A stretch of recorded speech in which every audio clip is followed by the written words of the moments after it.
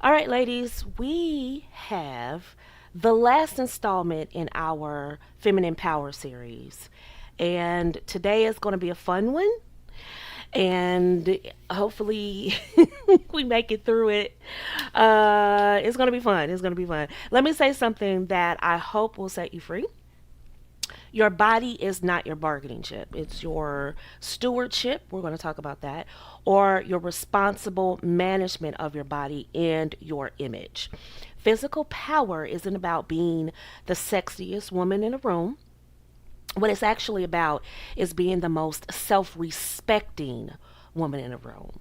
So, today's live stream, for whatever time you're watching it, I want you to sit back, get comfortable, get a cup of tea, coffee, just relax. This live stream is for the women who are beautiful, accomplished, and marriage minded. They want to prepare for marriage. I want to highlight that. You want to prepare for marriage, but you also want to refine how you show up so that you attract a man or attract a covenant, a marriage, and not just be consumed. We're not just looking for fun time, we're looking for a lifetime. So, I want to leave this with you. Soft is not a costume, it's actually discipline. We're going to talk about that. So you don't have to worry. I'm not shaming anyone's style. I'm not telling you how to dress and I'm not judging you. So if you love a bold look, that is absolutely your choice.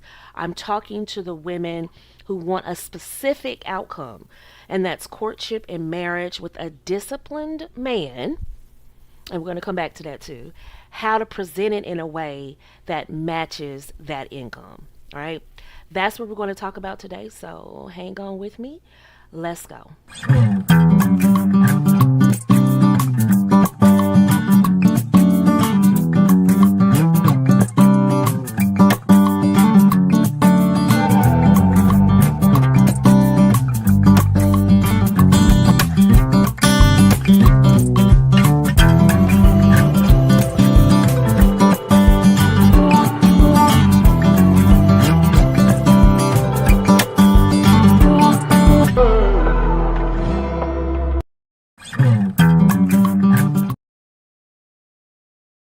Welcome, welcome, welcome to the Inner Beauty TV. I am your host, Nicole Michelle, founder and feminine mentor for the Inner Beauty Movement. We're all about helping women reconnect with their power, their core, their essence, while simplifying the pathway to marriage. So if that sounds like something you would be interested in, definitely give us a like, a follow, and a subscribe. No pressure. We're here. And I'd love to be your Naomi, your mentor in love, like Naomi guided Ruth. We would love to get to know you. And this is a space where I am big on communication, but I'm also big on privacy and I'm also big on anonymity. So if this is a space you've been looking to kind of like, I don't know, get some information without it being a lot of attention placed on you, a lot of pressure for you to be a part of the crowd, to be a part of a group. You're just looking for a community where you can kind of lay low and figure some things out in silence. Just, just be you without everybody being in your business.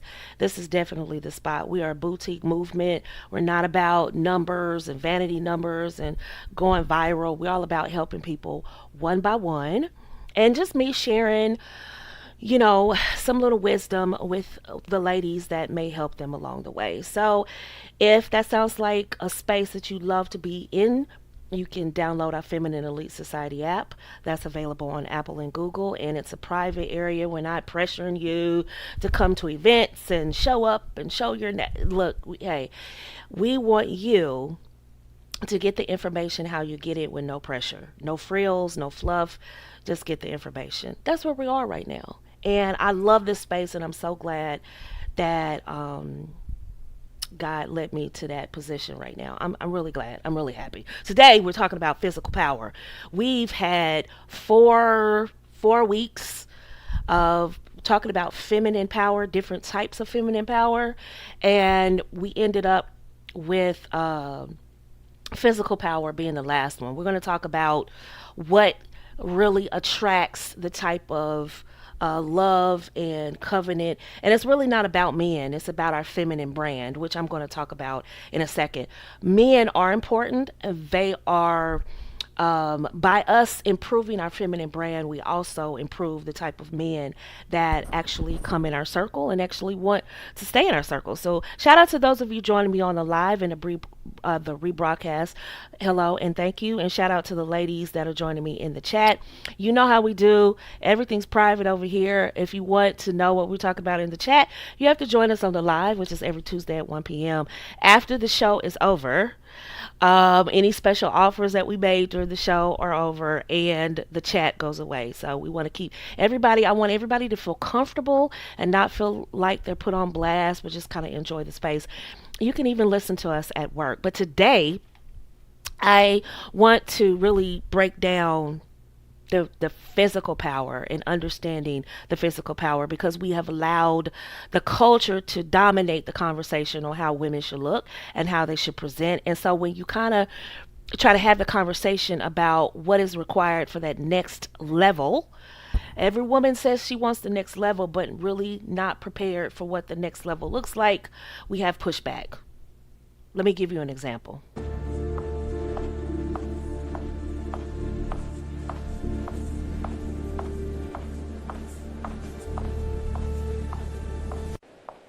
This place is absolutely stunning. Indeed, you look incredible.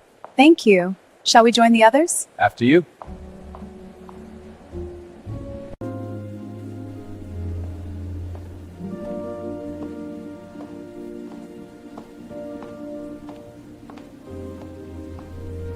I'm so glad we could do this tonight. Me too. You look absolutely beautiful, by the way. Thank you. You always know how to make me smile. It's easy when I'm with you.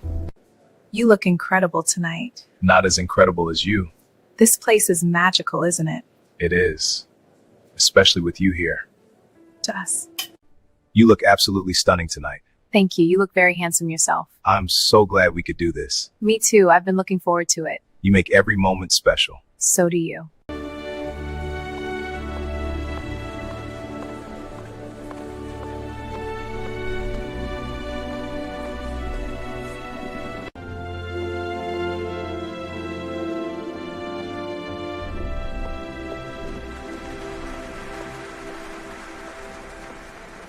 This place is lovely. I'm so glad we came. It's perfect. But the best part is being here with you. To a wonderful evening. To us. You always know what to say. Only with you.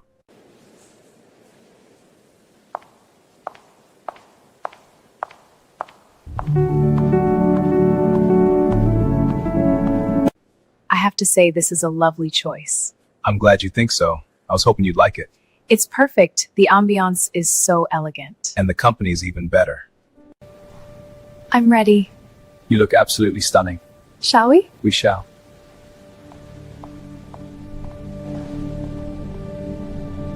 This is so romantic. I'm so glad we came. Me too. You look absolutely stunning tonight. Thank you. You look very handsome yourself. I love you. I love you too.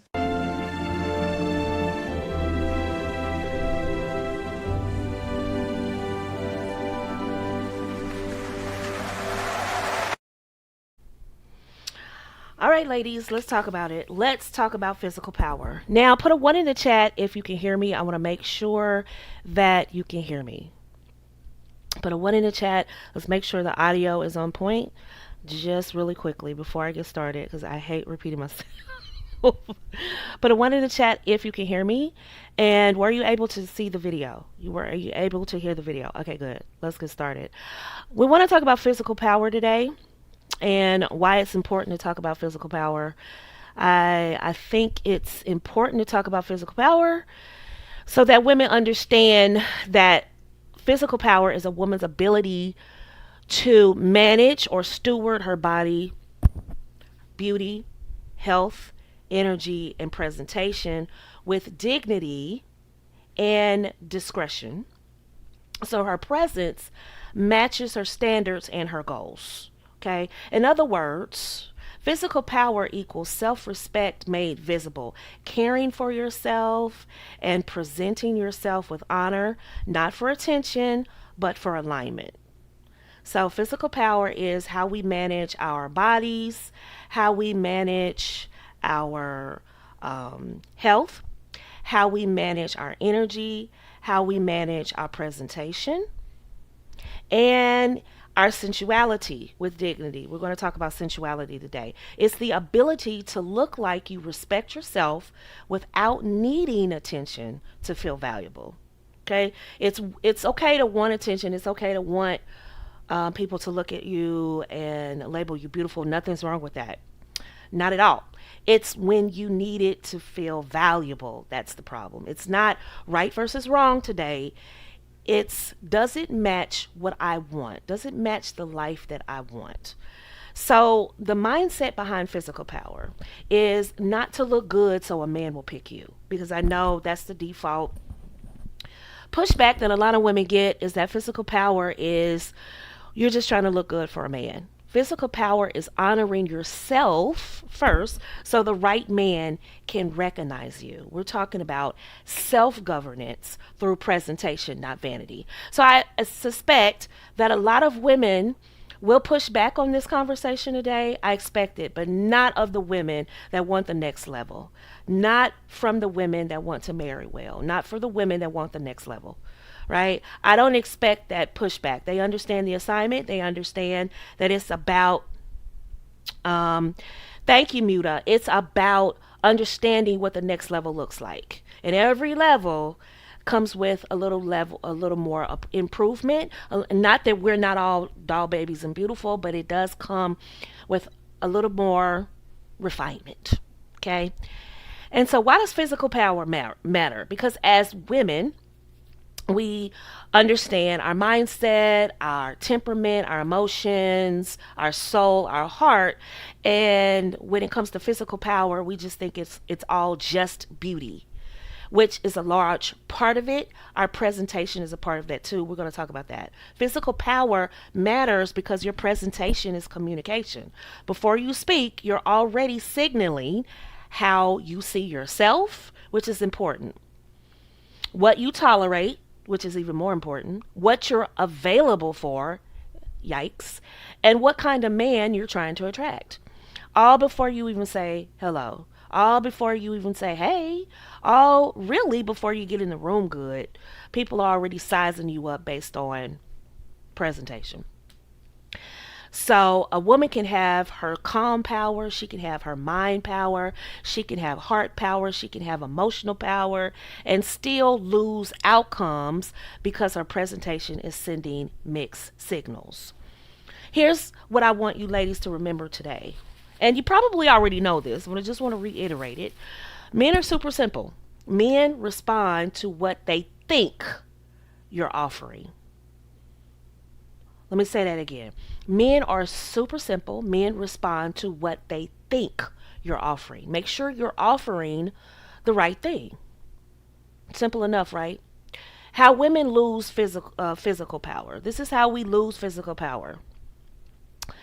We over sexualize ourselves for attention. Over sexualizing is often a coping strategy. Okay. And I'm not going to go too much into it, but I just want to say it's not always vanity. Sometimes it's insecurity, right? Sometimes we just think, oh, she's pretty. She just wants to show off. She just wants attention. Sometimes it has nothing to do with other people. Sometimes it's just, she just wants to feel secure in herself. And by dressing a certain way or looking a certain way, she gets security. All right. What's underneath that a lot of times is craving validation. People telling her she's pretty, people telling her she's gorgeous, she looks great, being the hottest woman in the room. Believe it or not, a lot of women need that. Fear of being overlooked by men or by other women. If other women don't validate them as being pretty, their feelings are hurt. Needing to feel chosen, not always by men, but sometimes by women, because women give other women pretty privilege. Save that conversation for another day. Trying to compete. All right. A lot of women want to compete. But sex appeal can get attention. It cannot, it really doesn't guarantee that people will honor you. All right, sex appeal is wonderful, it's great to have. I think most of us, if we put on the right outfit, we all have sex appeal. And it's not really a certain aesthetic. You could have on a turtleneck and have sex appeal. It's not really about that. Sex appeal does not guarantee that people will honor you, especially men. Let's talk about another way women lose physical power: neglecting health and energy, working out and eating healthy to manage the body well. Many women are high functioning and exhausted. Right? Put a one in the chat if you can resonate with that. High functioning, busy, always have something to do, and it doesn't seem like it's enough hours in a day. Put a one in the chat if that resonates with you. They look good, but they feel depleted. So they let themselves go in terms of sensuality and presentation. Right? They don't mean to let themselves go, but sometimes it just happens. You get caught up in life and things are just happening. And so they stop caring about how they're perceived, their feminine brand. They let their feminine brand go. Maybe it's not. Maybe it's the hair. Maybe it's the makeup. Maybe it's the weight. Maybe it's eating out. But what's underneath that is burnout. It's depression. It's low mood. It's poor boundaries. And sometimes we engage in emotional eating and neglect. But this is what I want ladies that are preparing to be wives, right? You must build stamina. Right? Marriage requires a lot of physical and mental energy. And that's not always a bad thing. Our jobs require physical and mental energy. Anything that we want and we desire, we want to maintain, requires some level of physical and mental energy. Marriage is no different. Some women want a husband, but present, and let me say this gently, some women want a husband, but present themselves like they just want a sponsor, like they just want a fling, like they just want a sugar daddy, or they just want an audience. And I don't blame this on them. I blame the culture, because the culture has told women that these are valid reasons and ways to present themselves. And I'm trying to be delicate here, but there's no real way to say this. I must say it the way it is. I've got to tell you the truth.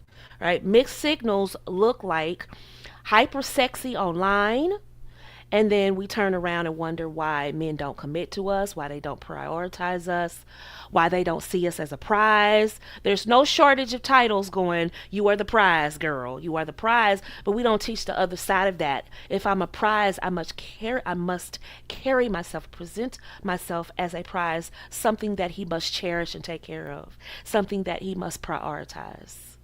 Right? Inconsistent grooming. All right. Some days our hair is done, and most of the time we have bad hair days. Right? Yeah. Right? Lack of cohesion. And I like to call it the signature look. Right? What is your signature look? I have a signature look. I'm not going to go into that, but what's your signature look? We're going to talk a little bit about that later.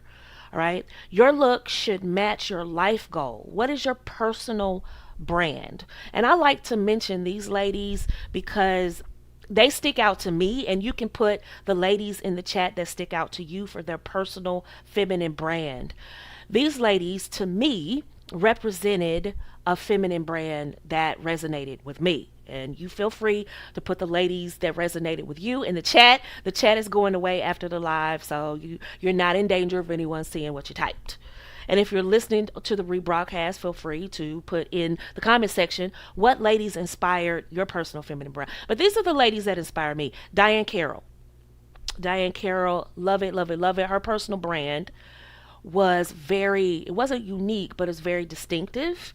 And Hollywood was craving an African American or Black American woman that exuded some of that Joan Collins energy, some of that Jacqueline Kennedy energy.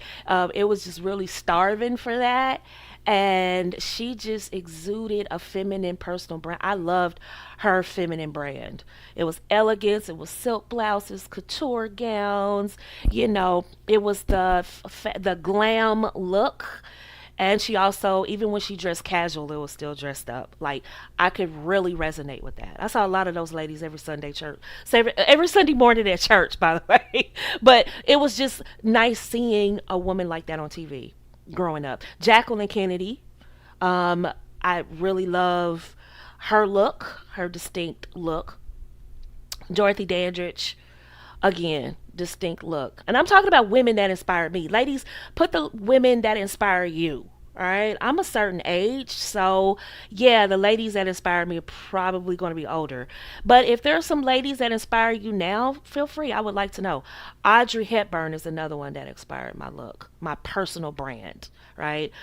And you don't have to use personal brands that other people use. Find some ladies that inspire you. You like her look, you like how she stands, how she walks, how she talks. You can take something from her and add it to you and to inspire your personal brand. All right. Yes, I loved her. Absolutely. I loved her too. I loved that show. That was underplayed, understated, underrated TV show. I love her too. I love her too. All of these ladies are excellent, excellent examples of personal brands. Oh yes, and I love her too. I love her too. Mrs. Belfort, I love her too. The second one, I love her too. But you can't say that because people have your head on a platter. But I love her style. I love her style. All right.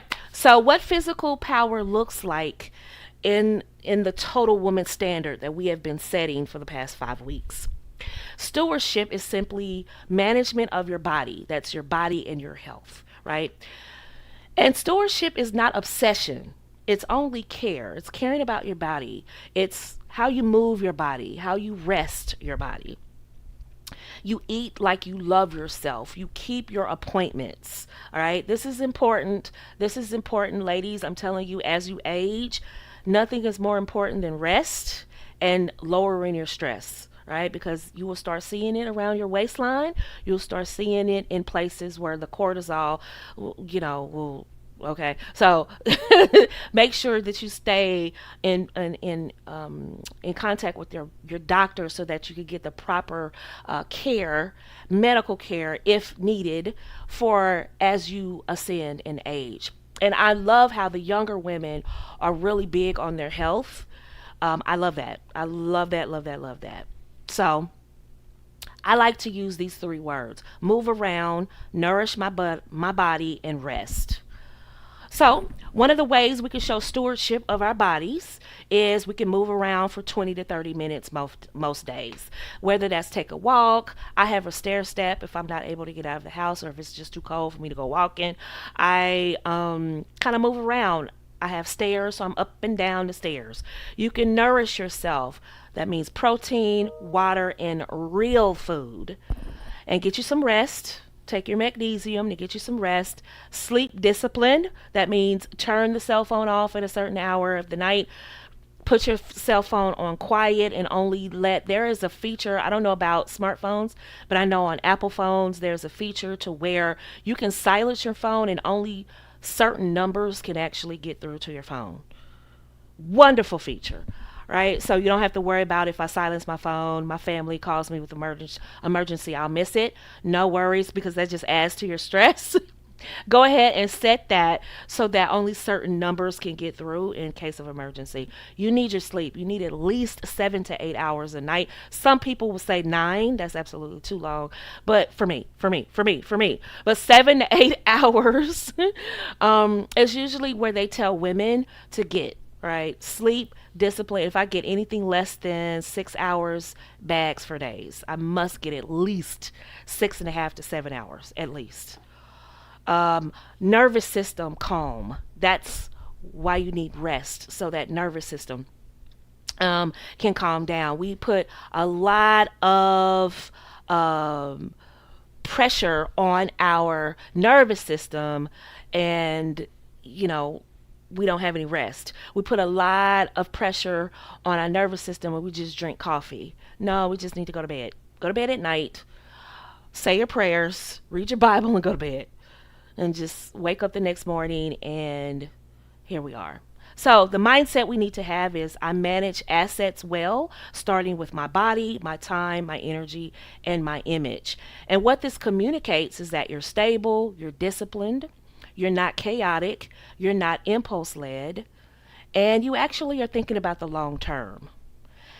And ladies, this is very attractive and admirable. Men pay attention to this stuff. They pay attention to the fact that you work out, the fact that you eat well, the fact that you won't eat a cheeseburger at 12 at midnight and go sleep on it. They pay attention to you paying attention to yourself. They pay attention to that.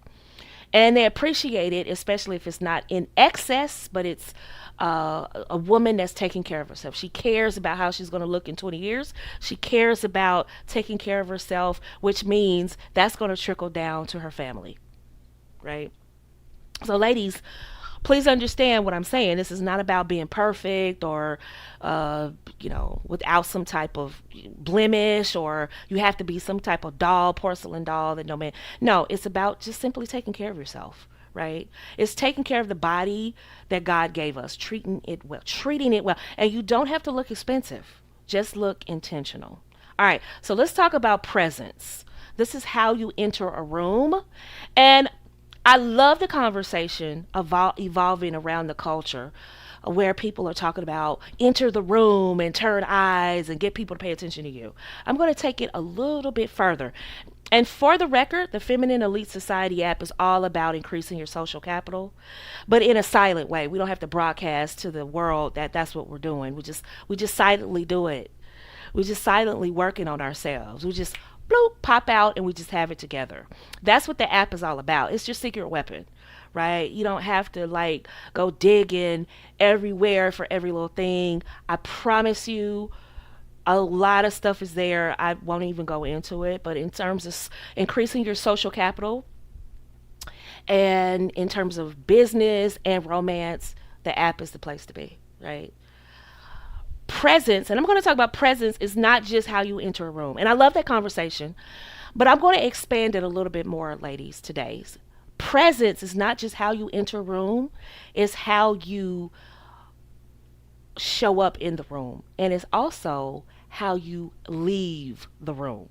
See, we talk a whole lot about entering a room, which is fine, which is fine. There's nothing wrong with that. Please understand. There's nothing wrong with that. And feel free to ask me questions anytime you feel, right?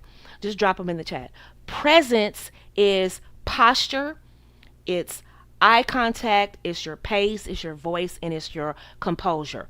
All of this matters when entering a room, being in the room, and after you've left. The most powerful women don't rush. They don't fidget. They don't shrink. Some of you are listening to this right now and you're going, I go to galas all the time. I go to charity functions. I go to balls. I'm always networking. I've gotten this down pat. But hear me out. What are people saying about you when you leave? Do you struggle with conversation? Do you get nervous when there's a guy there that you're attracted to? Do you start stuttering? Do you fumble? What about other things? We're going to talk about that in just a second. So I just want you to hear me out, because it's not just how you enter the room, it's how you show up in the room, and it's what people are saying about you when you leave, right? The most powerful women, they actually don't rush. They don't fidget and they don't shrink. Right? So these are presence cues. When you have your presence down pat, all right, people can tell because your shoulders are going to be relaxed, your chin is going to be level, you're going to have a very slow, intentional smile, not all teethy, but just a nice, elegant, confident smile. You don't have to be teethy, but a slow smile, right? Not a sarcastic smile, but a slow, elegant, intentional smile. You're not frantic or rushed energy. This is a big one. Rushed energy. A lot of times when we get in spaces that are elevated, we start rushing ourselves because we start rushing ourselves because we get a little bit nervous. We are around people that we're not normally around in casual settings, and it ups the ante a little bit to be in an elevated space. And so we get a little bit nervous and sweaty palms. And so we start rushing. We moving from the table to where the drinks are. Then we move to the stage, and then we're moving. And just instead of slowing down and getting rid of the frantic energy and just relaxing. Having controlled gestures. Can you speak without using a lot of gestication? can't get this word out. I have my brain today. Y'all forgive me. But you understand. You understand what I'm saying. Gesticulation. Can you speak without a lot of gesticulation? Work on that. Can you speak without moving your head from right to left, up to down? Can you speak and look in the person's eyes and speak directly to them? Just being at ease and not anxious is another way where your presence is felt. Just being at ease. When you give off nervous energy, frantic energy, guess what? People around you feel uncomfortable. And they're like, okay, she doesn't belong here.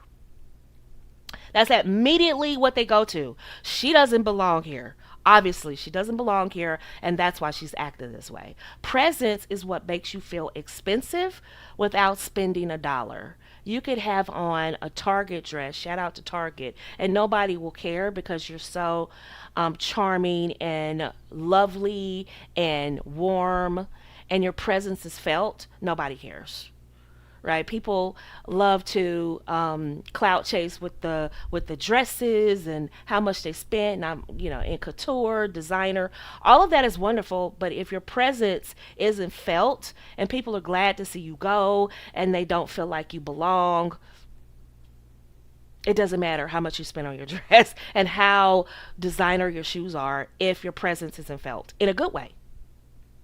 So what a presence mindset is that you're saying to yourself when you walk into a room, I know how to walk into rooms with composure and social intelligence. Presence is the real luxury because it signals, this is the luxury we very rarely talk about, but it signals self-control, right? Maturity. What are the topics that you can discuss? Right? Are you relegated to just talking about celebrities, or can you expand your brain, your mind? What kind of conversations are you holding? Do you understand geopolitics? Do you understand different things about the world? Are you only one dimensional? Can you look at a certain topic from different vantage points or only from your viewpoint? Do you get very locked in and rigid about something, or can you hear another person speak without catching the attitude? This is what I'm talking about. Self-control around people who may say things out of turn. But remember, we used to be the person that used to say things out of turn. And we would hope that the people that we're speaking to had enough grace and enough honor and respect to not call us out because we made a mistake. Okay, once we enter those rooms, we have to be able to do that to somebody else who may say something out of order. Believe me, it happens, and it will happen. Femininity under control. Can you stay feminine? Can you stay composed?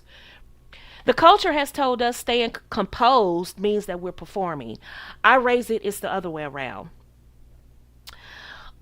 Losing our tops and crashing out. We talked about it last week in our crashing out video.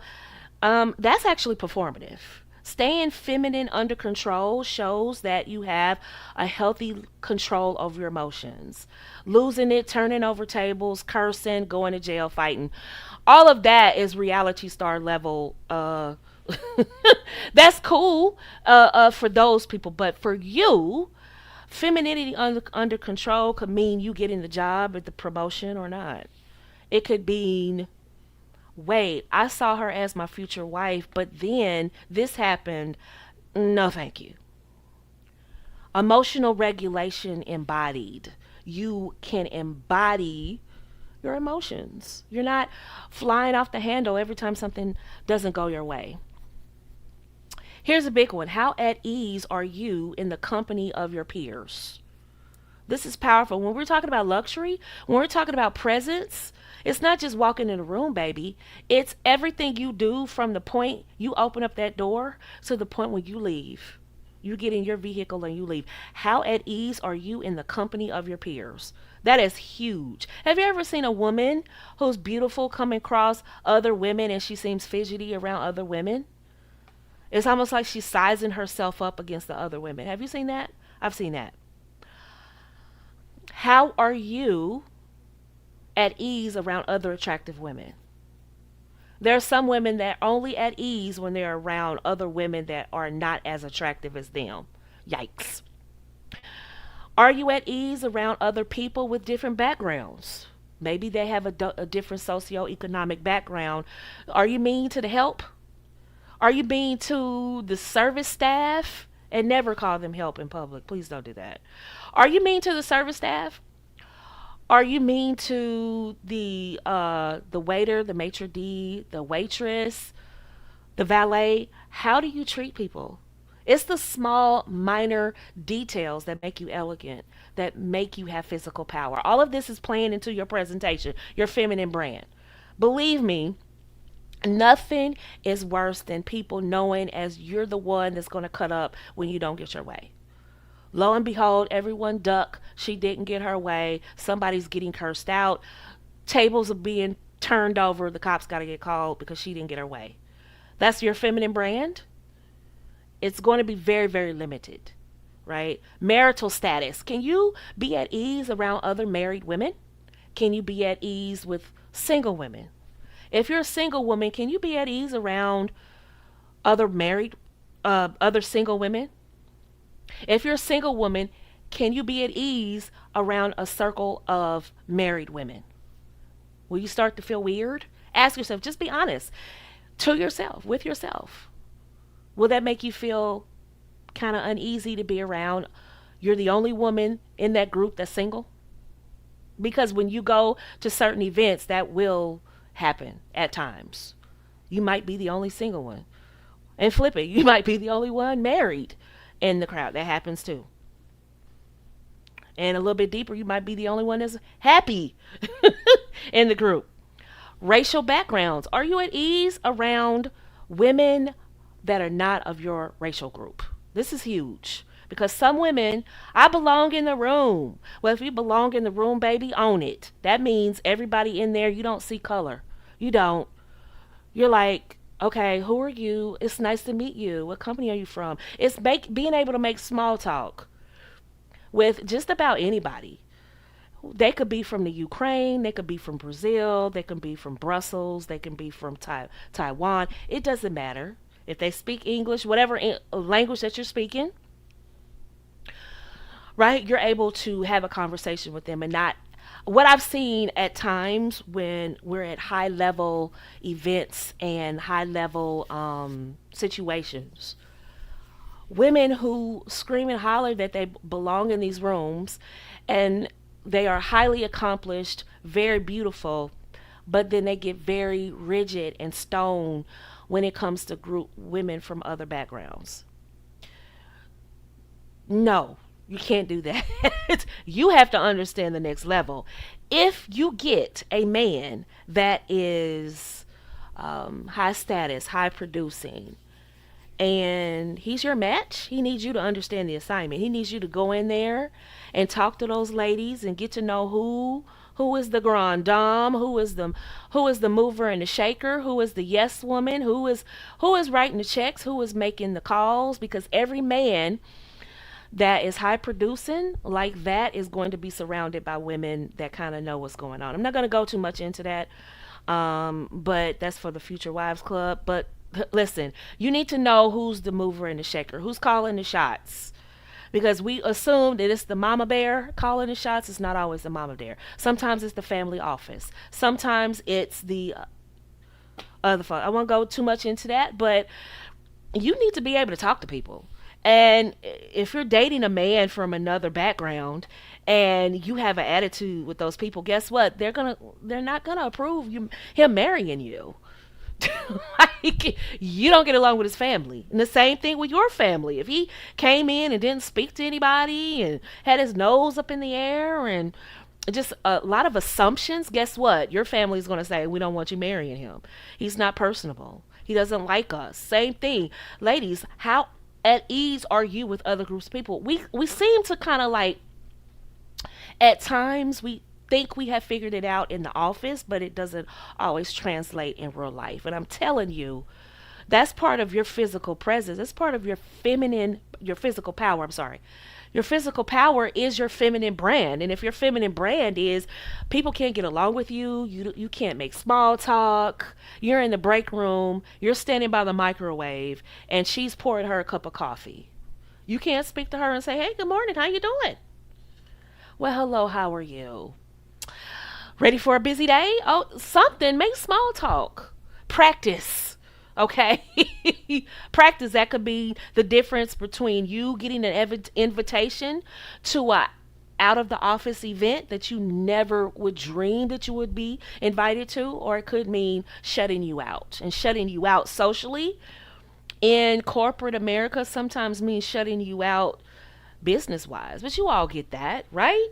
You can't just be shutting people out just because they have a different background, a different story. We love to do that because that's comfort. Well, she wasn't raised like me, so we love doing that. Oh, she's bougie because she this, she that. We love doing that to people, but that is very, very one dimensional.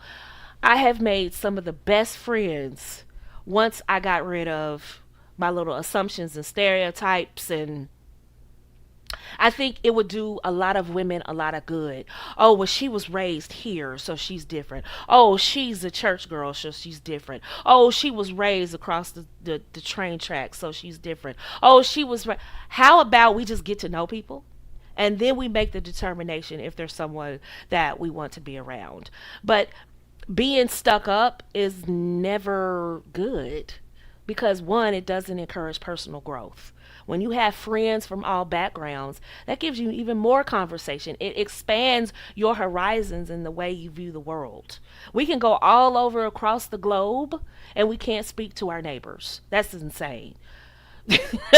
You can't speak to your neighbors and say, "Hey, good morning, how you doing?" But we want to go across the world and study other cultures. Can we make that make sense? That makes a woman more well-rounded and more refined when she's able to forge friendships and get past just making assumptions, right? Makes you a better woman. Are you at ease when you're around people that are more successful than you? Ooh, that's a judge of character right there. When you get around other people that have something to show for their time, they can show they have success, they have W's in their columns. How do you start feeling insecure? It's natural. It's a human response to feel some type of way that you're the only woman that doesn't have an MBA sitting at the table.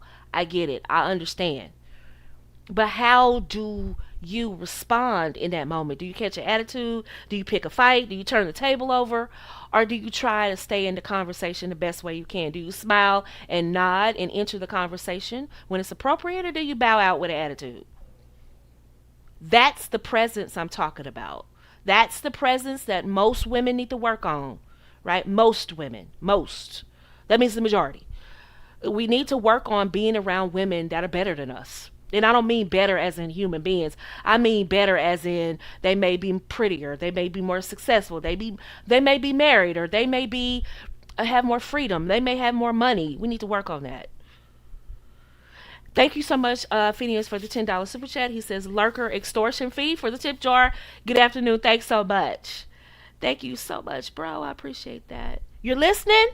You listening, Jazz? Okay. All right. I'm not trying to fuss. I'm trying to make this a little bit palatable so that you understand what I'm saying, because you ladies are ready for the next level. All right. I got to get you ladies for the next level. And for those of you, I just don't have, it's not enough time, hours in the day. Just download the Feminine Elite Society app where I just put content on there that you need for social elevation. But so I'm just touching on some stuff right here, but the app goes into more detail than what I could do. But what I'm saying is, you ready for the next level? This is what those high-powered men are looking for.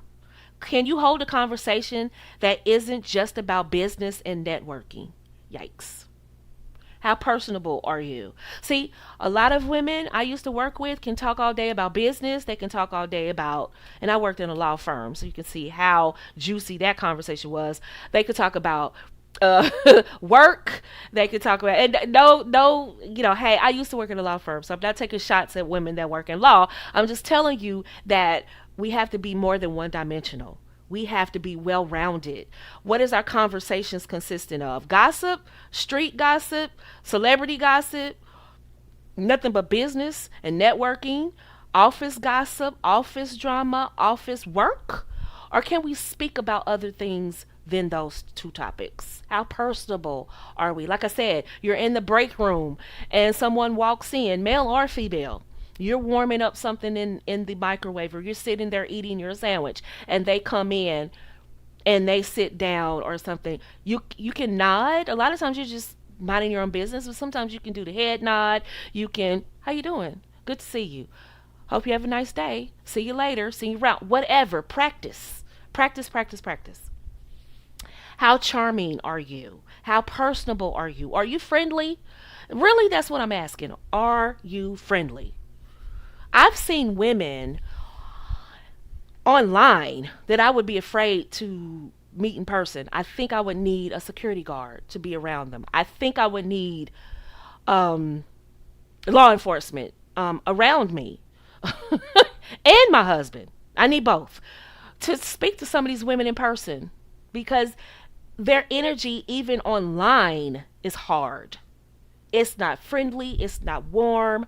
It's not welcoming. And why don't these men want to commit? And I'm like, ooh.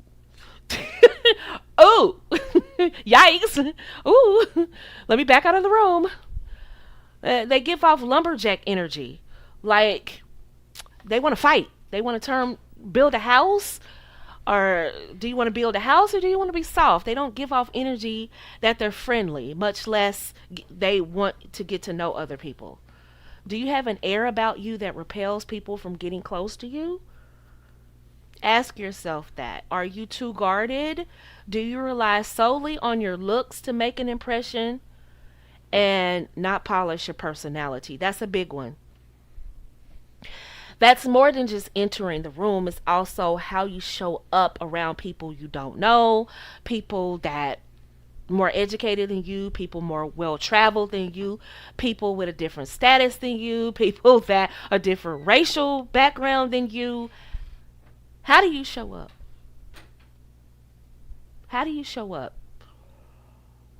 Or do you just don't worry about it and you just think, I'm beautiful, so it doesn't matter. And because I'm beautiful, it doesn't matter. They just want to be in my, they want to be around me. That's not enough. That's not enough for these high, elevated, these elevated spaces. That's not enough to be pretty. It's just not enough. This is all included in your presence. This is what makes high performing men see you in more of a romantic way than just a business way or a sexual way. Your presence is not about being better than other women. Your presence is about being clear and coherent. How do I want to be viewed as? What do I want them to take away from that? The culture teaches women to not care about what other people think. And the culture is also the one screaming about why men don't want to commit, why women are labeled. It's not just men that label women, by the way. Other women label women. You do understand that. So we scream and holler. We scream and holler about why I'm not accepted. Why do people only treat me this way? But we don't want to elevate our feminine brand. He says, well, Nicole, some people just command more attention than others. I've seen plain Janes command rooms because it's not just about looks. It's not just about, see, beauty and looks. Yes, absolutely. You walk in a room, wow, she's beautiful. And then I've also heard these same men say she was beautiful until she opened her mouth. She was beautiful until I asked her about this and this and that. I saw her as my future wife until she did X, Y, and Z, until she said X, Y, and Z. I would see her as a wife, but I don't know. I just want to play around. Why? Because her presentation didn't give wife. It gave, I'm here for a short time, not a long time. I'm here for a short time. I'm here for fun time, not a long time, not wife time. Your feminine brand is cohesive. Your energy enters the room before your outfit does. And this is the most important question about your physical power, your physical presence. In a room, how will you be remembered after you've left the space? See, we talk a whole lot about entering the room and how, oh, people are going to turn around and you're going to have this soap opera moment where everyone in the room is going to turn around and go, oh, she's entered the room. That's wonderful. That's great. And then after we wake up into the real world, how do we show up and present ourselves? But also, what are people saying when we leave? Because I guarantee you, the things that they say about us when we leave can make or break us. The culture has us conditioned that we shouldn't care about what people think. But that's how we get jobs, is because of how people think. That's how we get promotions. That's how we get upgraded and certain benefits, not just because we're pretty, but by how people, what people think about us when we're not around. It's how we make people feel in our presence. That go, you know what, she doesn't deserve that coach, and because I had a bad day today, I'm going to upgrade her to first class. That has happened to me twice in two different airports. One was in person and one was over the phone. And I distinctly remember I was flying from Minneapolis to New York, to LA. I tell this story all the time. I tell this story all the time. That okay, Facebook. All right. All right, hold on. Hold on. What is going on here? Hang on, hang on, hang on, hang on, hang on. Hang on, hang on, hang on, hang on, hang on. All right. Accidentally X'd out of my studio. I tell this story all the time about your presence and how you make people feel.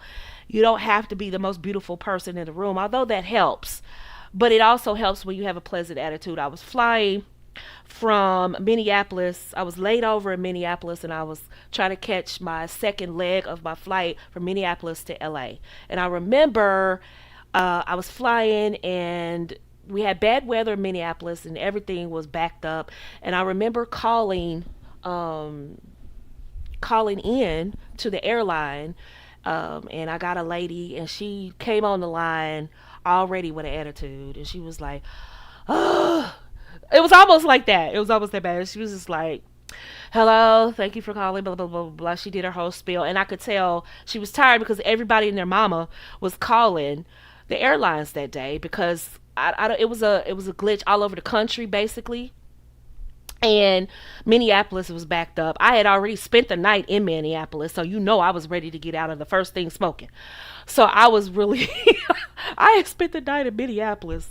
God bless me. And so I was like, I'm ready to go. I'm ready. I'm so ready to go. She gets on the phone. She has an attitude. And so I was just like, at that moment in time, I put myself in her shoes. She's been getting calls all day long. She's been getting cussed out all day long. You know what I did to her? She did her whole spiel, airline introduction call spiel. And I said, hey, baby, what's your name? And she said, now, mind you, I had to be 22, 23 years old. I was very young. And I said, hey, lady, what's your name? What's your name? And she said, something like that. And I can't remember her name, y'all. And I said, hey, listen, I know you had a bad day. It's been a long day. I'm looking at this line behind me because this is a payphone. Shut up, don't ask me how old I am. And she was like, yeah. And I said, it's been a long day, hasn't it? She's like, yeah. They've been calling me all day, cussing me out. I've been everything but the child of God, blah, blah, blah. I let her do her spiel. I said, you know what? It's a line behind me. I said, I get it. I understand. I'm not trying to give you more trouble. I'm not trying to add to that. But whatever you can do to get me out of Minneapolis today, I would be so grateful. So grateful. She said, okay, hold on. She put me on hold. I know almost 10 minutes. She came back every now and then. After 10 minutes, she came back and she said, I found a flight for you. You're going to have to go from this gate to that gate. And I was like, okay. And then she was like, but I upgraded you. And I was like, what? And she was like, your seat was, and it was like one of those cheapy seats. You know, when you young, you just want to get on the plane. So I was like, a cheapy seat. It was like back in the, and back in the day, flights were like $125, something like that. And I was like, oop, I'm on it. Go to LA, right? So I'm sitting somewhere in the, and she was like, I upgraded your seat to 3A, and go to this gate and give them this and show them this code and you're good. And I was like, oh, thank you so much. She was like, no, thank you. thank you so, so very much. You lightened my day. And I was like, thank you so very much. And then we signed off. And I said, that's the kind of attitude your feminine brand should have. Now, there will be some times you're frustrated. You're like, get me on this plane wherever you get. I understand you're going to have some times where you just kind of like, you can't be commercial nice, commercial TV nice. Like, it sounded like I was describing a commercial, right? I understand that, and I was so frustrated. Trust and believe, because they were telling us we weren't getting out of Minneapolis, so I was already like, Lord, please get me to LA, get me out of this. Oh, please get me out of Minneapolis, and just whatever, whatever.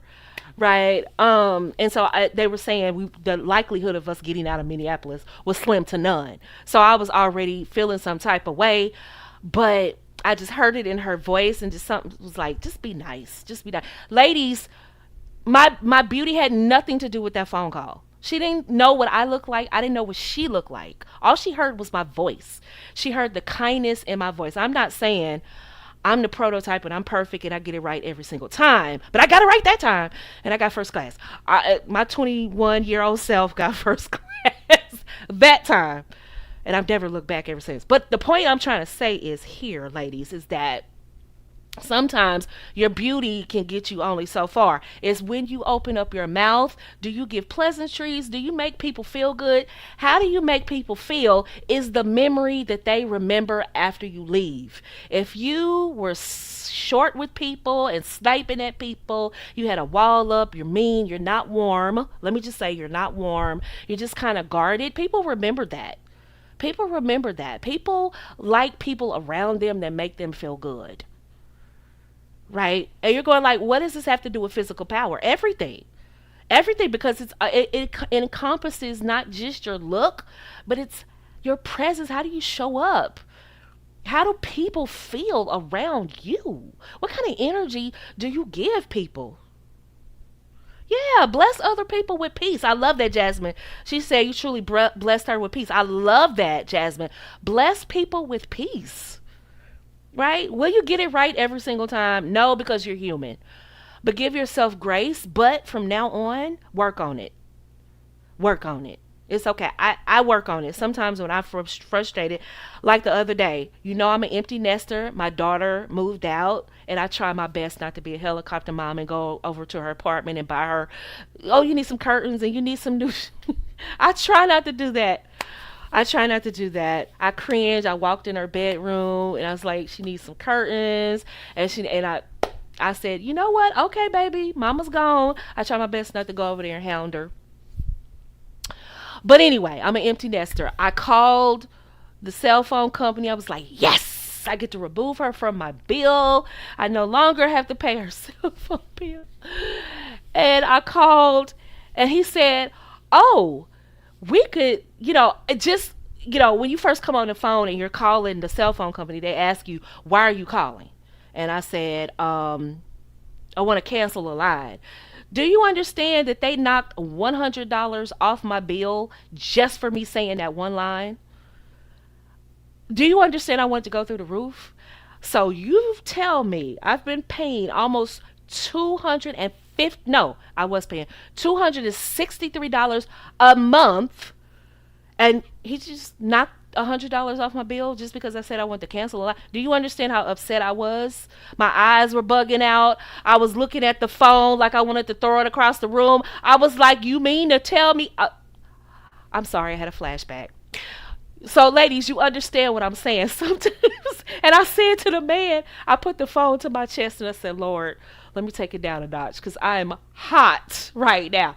I said, sir, are you telling me that you just knocked off $100 off my bill just like that? He was like, yes. We value your business. You've been with us since 2000 and some other arbitrary year. And I was like, for real? He was like, yes. And so we can offer you this, and that if you'll keep your service. And I said, no, I'm not canceling everything. I'm just removing that line. And he was like, well, you're moving it to another service. And I'm like, yes, she's getting off my bill. She's grown. She's away. He was like, well, what we could do to offer you another. I'm like, sir, you're not hearing me. I'm an empty nester and I don't have to pay that anymore. Remove it from my bed. I wanted to go through the room. How did he just knock off 100? Then he said about my iPad. And then he knocked off some more money off that. And then he knocked off. And I said, you know what? I'm not playing with you phone companies. So, ladies, moral of the story is call the phone bill and get your phone bill adjusted. Anyway, and then he lowered my plan. So I was paying double on a grandfather plan than what I should have been paying. So, my eyes are bugged out at this point. I'm looking like, so you mean to tell me I've been paying close to $300 a month when I could have been paying this? I said, please get me off this phone. Yes, yes, I accept. Goodbye. He was like, and next month your bill will be such and such and such and such. I was like, I cannot believe these. I cannot believe. So the moral of the story is, ladies, just add peace to people's life. I wanted to go off on him, but I know it's not his fault. It's not his fault that I wasn't steward. I didn't have enough stewardship to call the telephone company and go over my bill. Some of you are meticulous like that. The bill comes in, I just pay it. A lot of times I just pay it, unless it's just astronomical. I just pay it, right? But and that was one of those things where I just didn't look at the bill. I just, oh, okay, $260. Let me just go ahead and pay it. And that's no reason for me to go off on him because I didn't do that. Ladies, are you hearing what I'm saying? So a lot of times we can project how we feel on other people because it's high intense situation. We're feeling some type of way and we can push that on to other people. We push it on to our man, our children, the neighbors, the dog, the cat. Everybody around us is feeling it because we're upset. Let's not be that kind of woman. Because we don't want our feminine brand to be, terrorizing people around us. Like, oh, Lord, mama upset, y'all. Just, tread lightly. You don't want to be that kind of woman, right? You don't want people to be glad to be around, be away from you. Discretion mindset. This is a huge one. Discretion, right? Access to you should be earned, not advertised that anyone has the option or ability to get you, baby. Discretion is a core value in high society circles, high status circles, high performance circles. You all know this. At your corporate office, you know what to do. You know how to dress. You know how to appear. And you know what kind of message you're sending. Remember I talked about a lot of times at the office, I had on a sweater and I had on a pencil skirt or a regular skirt and some heels. And at my desk, I put on some flats. I even had some ballerina slippers I slip on under my desk and a fan and all the things that make me comfortable. But then when I went into the meeting, I had a blazer that I would throw on. Why did I throw the blazer on? Why did I throw the blazer on? Why did I throw the blazer on? I throw the blazer on, and in the wintertime, I had a certain type of blazer. In the summertime, I had like a linen blazer. Why did I throw the blazer on? I throw the blazer on because I wanted a certain perception of me in the meeting. Yes, to match the atmosphere. Good one. To match the atmosphere, absolutely. I wanted a certain message when I went into the room. I wanted to be respected, and we all know from the business world that blazers send a certain message. Right? We understand that, don't we? We understand that certain garments elicit a certain reaction. Suits on men give a certain response or perception that he's professional. Right? Right? Just like a clown suit gives a certain perception that he's going to give jokes. He's going to be playing around. Right? That's why I put the blazer on, because I wanted to be respected in that moment. Not that I couldn't be respected in my sweater and my skirt or my blouse and my skirt. I wore nice blouses, but when I went into that meeting, that blazer, that took it up a notch. That upped the ante. Is that sitting with you, ladies? You hearing me there? So it wasn't, it was about my positioning. And that's what I want you ladies to understand. There should be some discretion when it comes to your body and your presentation. Discretion is high on the list of things. The higher you go into elevated spaces and around elevated, high performing people, you work with them. But when you start socializing with them outside of work, baby, and you start wanting to date people in this type of elevated spaces, discretion is number one. Everything is not for Instagram. I keep telling you all that. We photograph every single thing because we want, girls, send that to your girlfriends. Post that on Facebook that nobody looks at. But sometimes discretion is the order of the business. Not just everything we do, but also with our bodies. Discretion is a core value. We don't over explain, we don't overexpose, and we don't chase attention. And most importantly, and this is my opinion, I'm selective with access, emotionally and physically. Discretion isn't repression. This is what the culture has put into women's heads, is that to exercise discretion, all right, that's repressing you, right? They're telling you what to wear. They're controlling you, right? The church is telling you to dress like that. Older women are telling you to dress like that. Jealous women are telling you to dress like that. I'm telling you, I'm not jealous. I'm not over churchy. I'm not old. I'm none of those things. So, and I'm telling you, discretion isn't repression. It's refinement. We don't talk about refinement. We just kind of brush over it as what to wear, what colors to wear, but we don't talk about discretion. You are not being bougie or trying to be like anyone else or be overly modest here, okay? You're just being refined. It's nothing wrong with saying I choose to dress like this because this is my feminine brand. This is how I want to be perceived. I'm ready for the next level. I don't want people speaking about me once I leave a room that she didn't know what she wore. Or what do you think? And I've literally been a part of these conversations. And this is how it'll go. What do you think about so and so? And then a lot of times they'll look at the person that she came with. They'll look at the person that she's cool with. They'll look at the person that seems to have a better rapport with her. And they'll look you right in the eyes and say, what do you think about so and so?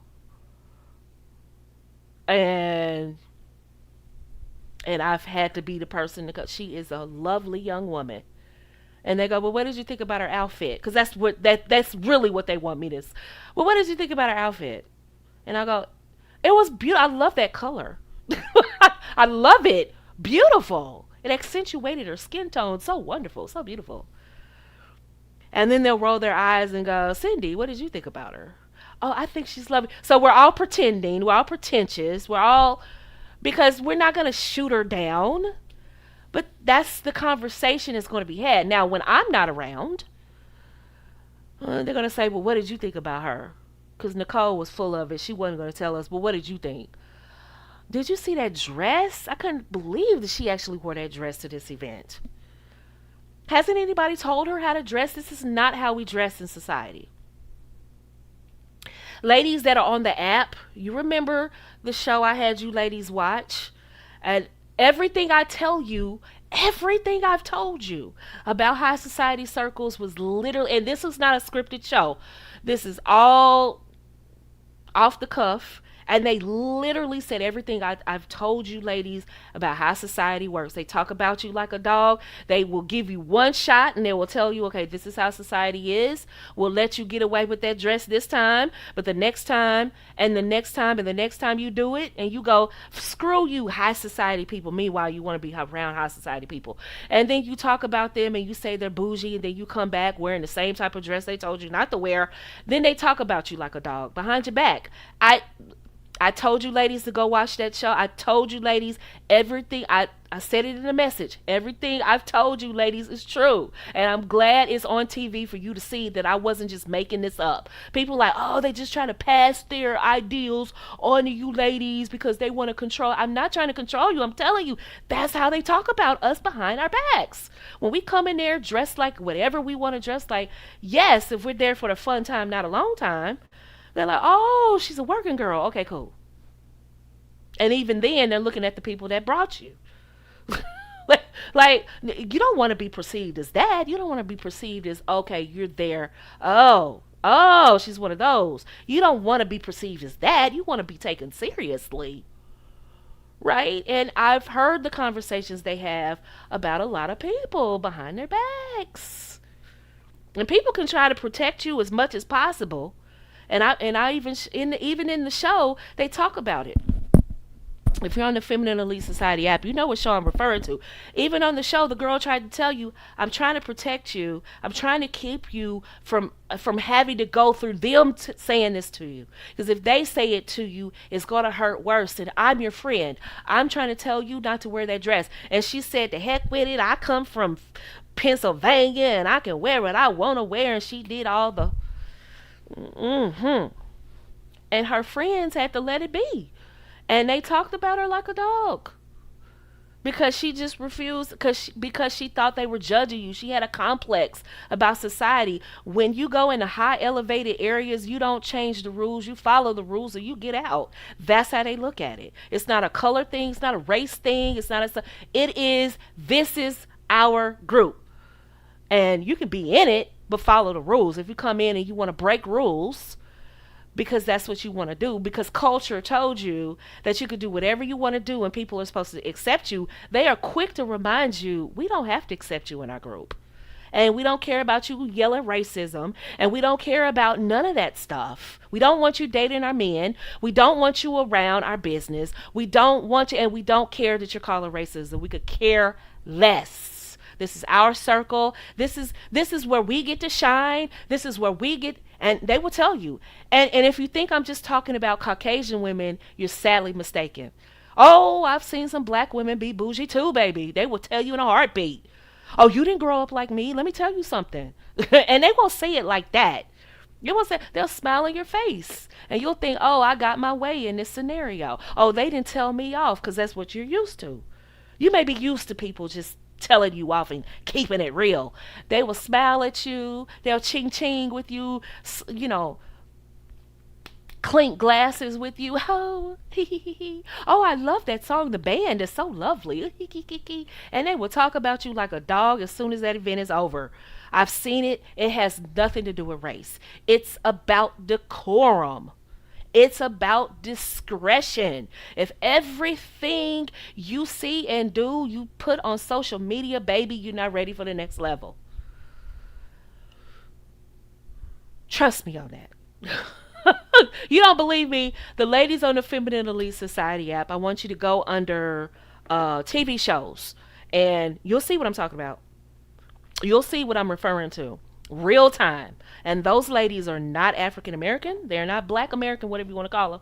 They're not African. They are Caucasian, and they will tell you in a heartbeat. No, it has nothing to do with race. It has not. This is our space. You get it or not? That's why people are online now complaining. Oh, high society isn't all what it's cracked up to be. Yes, it is. Yes, it is. You get in high society and you follow the rules and you make a good impression, baby, they can promote your man. Are you, as the kids say, is you cool? You can make the difference between those people promoting your man. It's just that simple. I'm not saying it's all on you, but I'm saying the impression that you make. The boss's wife will go back and talk to the boss and go, oh, he'll say, what do you think about so and so? And she'll say, oh, he had a lovely wife. I had a very lovely conversation with her. She would be great as an executive wife. That's the conversation you want her to have. It could go, did you see what she had on? He married her. He dates her. I don't know. His judgment is kind of shaky. It happens. It happens because we don't see it. We think it doesn't go down that way. But you can make or break his future. It's not just about making phone calls and setting up a website for your man. It also comes down to how do you connect with people that he's going to do business with. You can make or break him. You go in there with the wrong dress on, saying things out of order, taking selfies at a gala. At a charity function, you just all phone out. You're at a business dinner. that happens to be at a Michelin rated restaurant and you have your phone out taking pictures for the gram, ma'am, no, no, no, no, no, no, no, no. It's fine if whatever you want to do with your girlfriends, you want to just take a snapshot. You're just out and about with your girls, and you want to do that's fine, but it's not appropriate all the time. That's just not all the time. And I'm not beating up on people, but I don't. The culture doesn't tell you this stuff because they're afraid you're going to be mad at them. I know people are going to be mad at me, so I just go ahead and say it. Some things are just not for the gram. It's just not. It's just not proper. Just Certain conversations are not appropriate.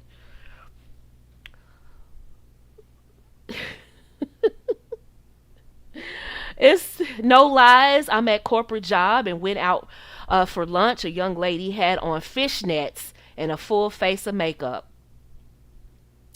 You understand? See, and someone didn't take her to the side and explain it to her. Hopefully, she didn't catch an attitude with them. And some women have gotten trained to not even say anything because they're afraid that the women are going to snap back at them.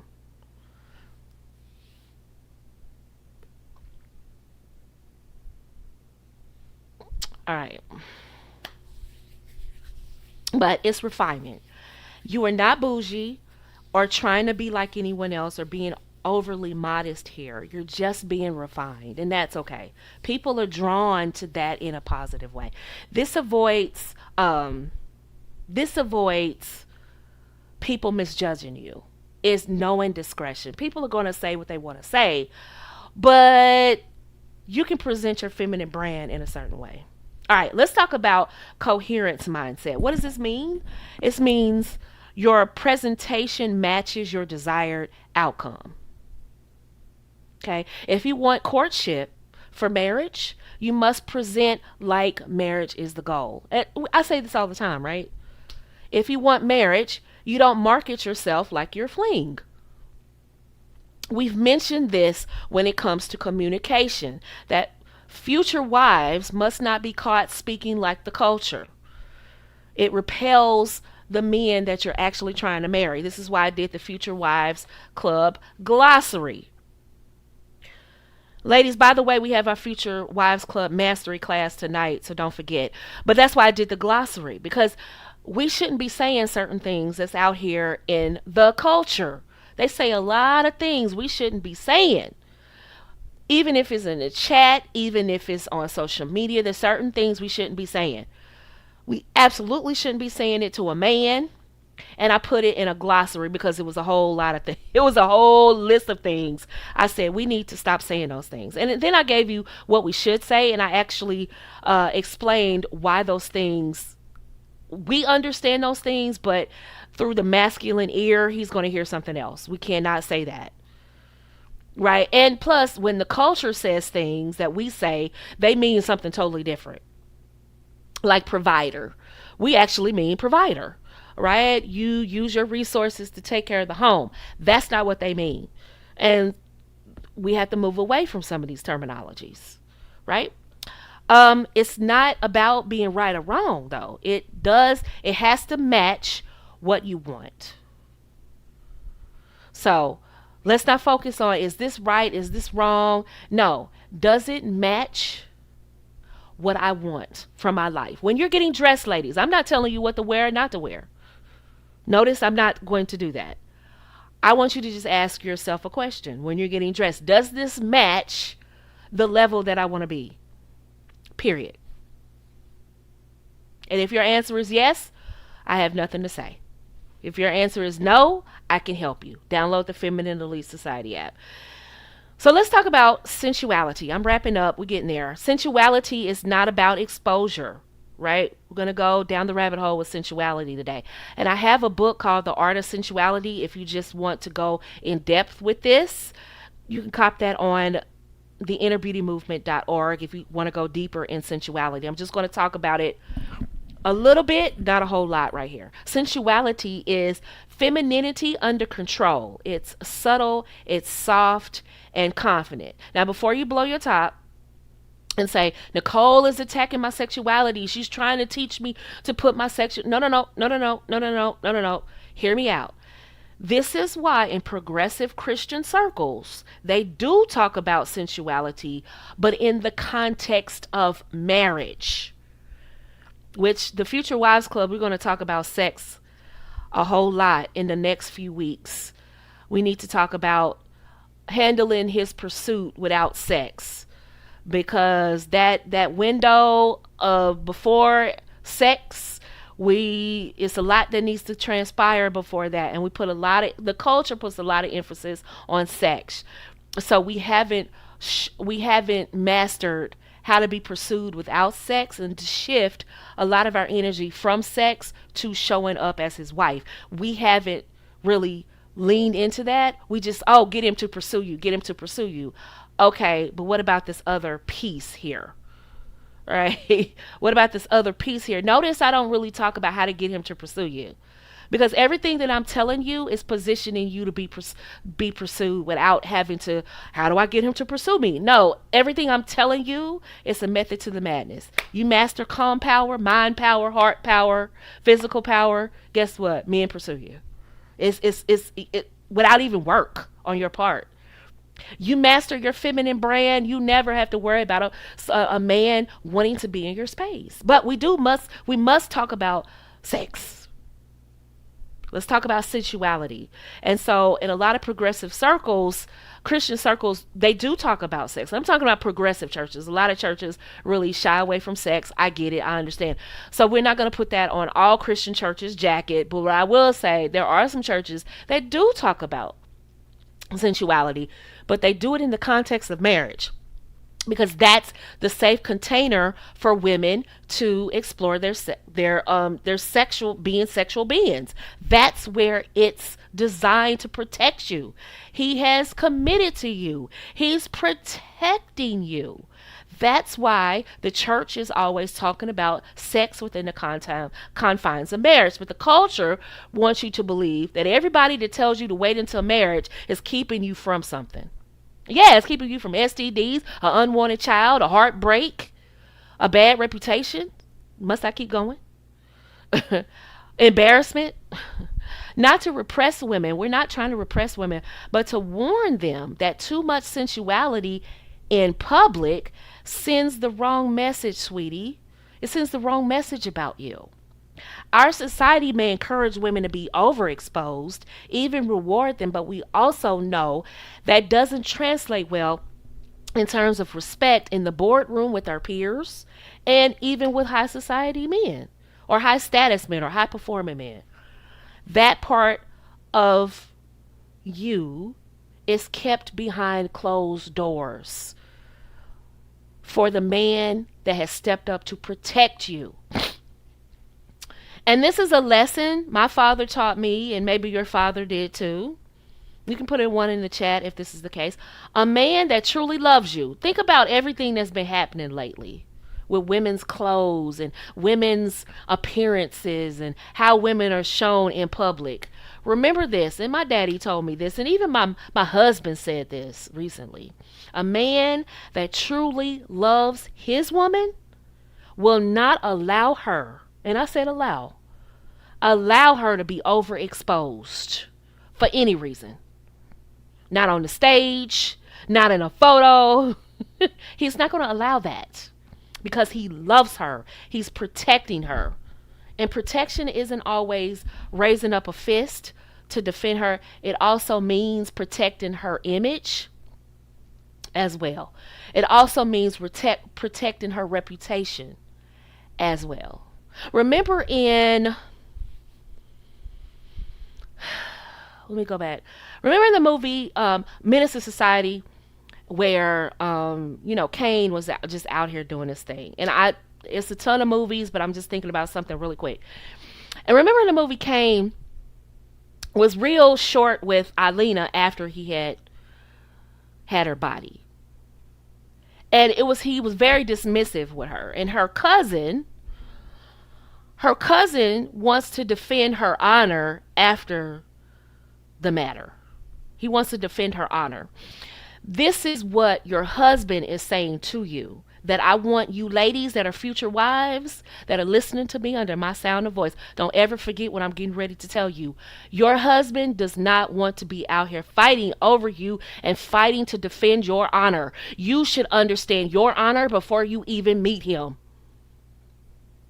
The culture tells you that you can do whatever and the men have to step back and watch you walk around half naked. That's what the culture tells you. That's not what a husband wants.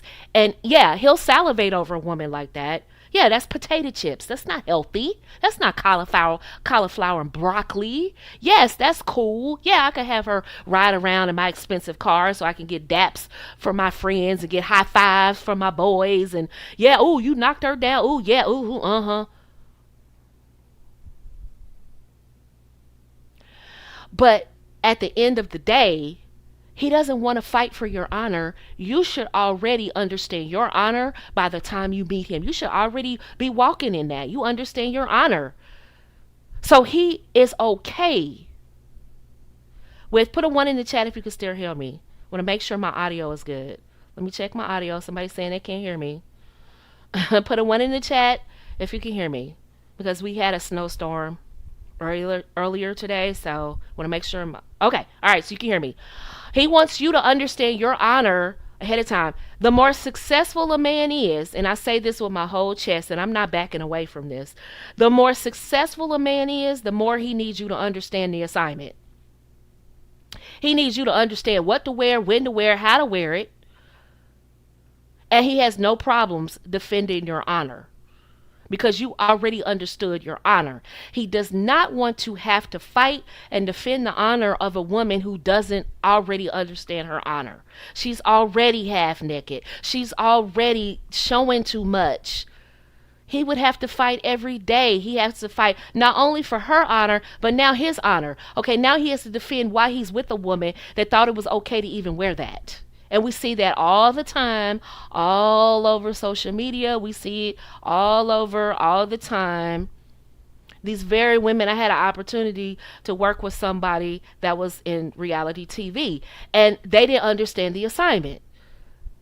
The reason why you didn't get respect on that show is because you came on that show. You weren't refined. You were already at a disadvantage, and you weren't refined. You needed someone to help you with refinement. Either you didn't want it or you just thought you didn't have to have it. Either way, now they don't have respect for you in their social circle because you don't understand refinement. The culture egged you on, saying that you could do whatever you want, show up however you want, and still demand respect. Well, that works with women. That doesn't work with men. That doesn't work. It doesn't always translate. Yes, it will work with some men who want a short time, not a long time. But a man that you need to understand the assignment. You can get away with a whole lot if that presentation is on point. I've seen some women they bark like a dog when they talk. They barking, they're cursing, but that presentation is on point. And I'm not just talking about beauty. I'm talking about presentation. Name the event, she knows what to wear. She's got the house on point. She's got her feet on point, her face on point. And when she speaks, she's barking, she's cursing, but everything else is on point. As long as you don't. So her feminine brand isn't complete. The point is, when they go out in public, as long as she's quiet, he look good. As long as she's quiet, she looks good. And that's how important presence is. That makes sense. So let me reiterate this. A man that truly loves you does not want you exposed in any kind of way. A father. Notice how a lot of men that have been in the media, they're coming up and saying we don't want our daughters dressed a certain way, when they were in the industry literally having women dressed a certain way. And so there's pushback. Well, how can you tell women anything how can you tell your daughter anything? And it's like, well, that was her. That was the industry, not my daughter, not my wife. And that perplexed a lot of women because they didn't get it. In other words, I don't have honor for women that I'm having fun with. I do have honor for my wife and my daughters, my nieces, my grandbabies, my sisters. I have honor for them. My mother. have honor for them. Women that I do not have honor for, I do not protect. I do not lay down anything for women I don't honor. If she doesn't honor herself, I certainly won't. And some men will tell you as much. Don't let them tell you that. Figure it out on your own. Communicate with how you show up, that you understand. Look, all this being the prize, none of that matters. I'm the prize. He needs to pursue me. None of that matters if you don't understand how to honor yourself. If you don't show up like you honor yourself, baby, you can scream till the cows come home. I'm the prize. I'm the prize. I deserve a certain type of date. I deserve a certain type of house. You can scream that till the cows come home, honey, and nobody will care because you don't even understand your own honor. You've got to honor yourself before anybody else will. You can be in the house all by yourself and honor yourself. And so that when people come in your space, they're like, oh, she honors herself. You're teaching people how to treat you is what I'm saying. Dignified sensuality is tailored, fit, not tight anywhere.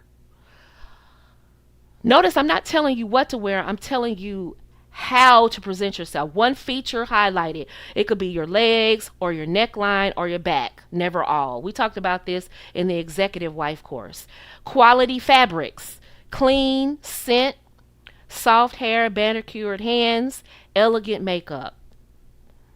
Your makeup is to enhance you, not change your entire look. If he needs you to be half naked to notice you, he's not your husband. Let me say this again. If he needs you to be half naked to notice you, he's not your husband. Dignified. And that's something a father would tell you. And that's something my dad told me. If he calls you a bitch now, the next time he'll hit you. It's steps. It's levels to this. Okay? if you allow him to call you names, the next step is he'll be going upside your head. I told you. So ladies, if he wants you half naked, does he really want to protect you? Knowing how other men are, knowing how crazy society is, does he really want to protect you? Dignified sensuality mindset. This is not performative sexuality. There's a difference. Dignified sensuality. Okay? Your sensuality is private, it's not promotional. Sensuality is a contained power. We're not anti-sexy. You're anti-attention hungry presentation, and there's a fine line. Sexy is not a sin. You're not sinning because you're sexy. We're just saying it's contained. It's given in spurts. It's given at levels. There's levels to access to you. There's levels to access to your beauty, right? But advertising yourself invites unserious men. We tell you this all the time. A wife, ready woman, a woman that's ready to be a wife, doesn't lead with her body. She leads with her presence. All the things that we've been talking about today. You can be attractive without being available. Now, the soft is a discipline message. Soft is clean language. Here we go. I know I'm going to get some pushback on this one. Clean language. Baby, when you go into elevated spaces, we can't speak as casually in elevated spaces. Yes, her too. Yes, ma'am. When we go into elevated spaces, honey, our mouths they need to match the space. We want to be casual every single time. We're casual on social media. We're casual at church. We're casual. Is there any place where you have some dignity and we level it up? Level it up, baby. Level it, because automatically you're teaching men, wait a minute, this one's different. Whoa. She's not using profanity every other word.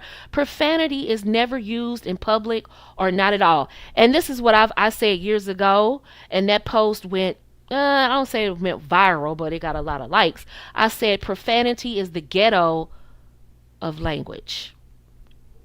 And I stand by that wholeheartedly. Use it sparingly and definitely don't use it in public. I promise you it will pay off in dividends. I promise you. I promise. Scout's honor. Clean energy, that means no combativeness or argumentative. You're open and you're warm. This one will pay off in dividends as well. You know what? A lot of men complain about? They complain about women are argumentative just for no reason, just very combative and hard. And I get why a lot of women may be that way, but let's work on being a little bit open and warm. Act like you're happy. Act like you're happy to be in the land of the living.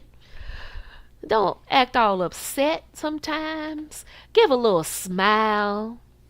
How you doing? Clean presentation. We talked about that. Clean boundaries. You don't have to be a doormat. Clean intentions. Clean intentions. That means no ulterior motives in games. Soft isn't childish, it's not boring, it is not performative. Soft isn't weak. Soft is refined and it's truly the next level. Now, the culture teaches all women to push back on this so much and have never seen so many women and unhappy women in human history. All of the things that I'm telling you, the culture is telling you to push back on. Oh, she's just telling you to, she's old and she's telling you to cover up your beauty. Oh, she's jealous of y'all. She's just jealous. She ain't no baddie. They're just trying to harness your sexuality and they don't want you to be who you are. I want you to be who you are. That's why I'm telling you, you deserve much more. You deserve a lot better than the spaces you're in. You deserve a lot better than the treatment you've been given. But there's some personal agency on our part. There's some things we need to do. You're professional, you're traveled, you're educated. It's a lot of rooms that you deserve to be in. Okay, so what you're going to do when you get in that room? Let's prepare for that, baby. Let's prepare. That's what I'm here for. I'm your Naomi. Naomi prepared Ruth. Right? She prepared her for that so that when that situation arose, she knew what to do. That's what I'm here for. There's a correlation between how beautiful, smart women show up in the marriage market, in their careers, and how men perceive them. Men get angry, women actually get angry about this, but it hasn't changed throughout human history. The culture's ideology doesn't apply to women who want marriage with disciplined men. And what I'm basically saying, to rephrase, is that listening to the culture is cool for women who don't want to be married. There, I said it.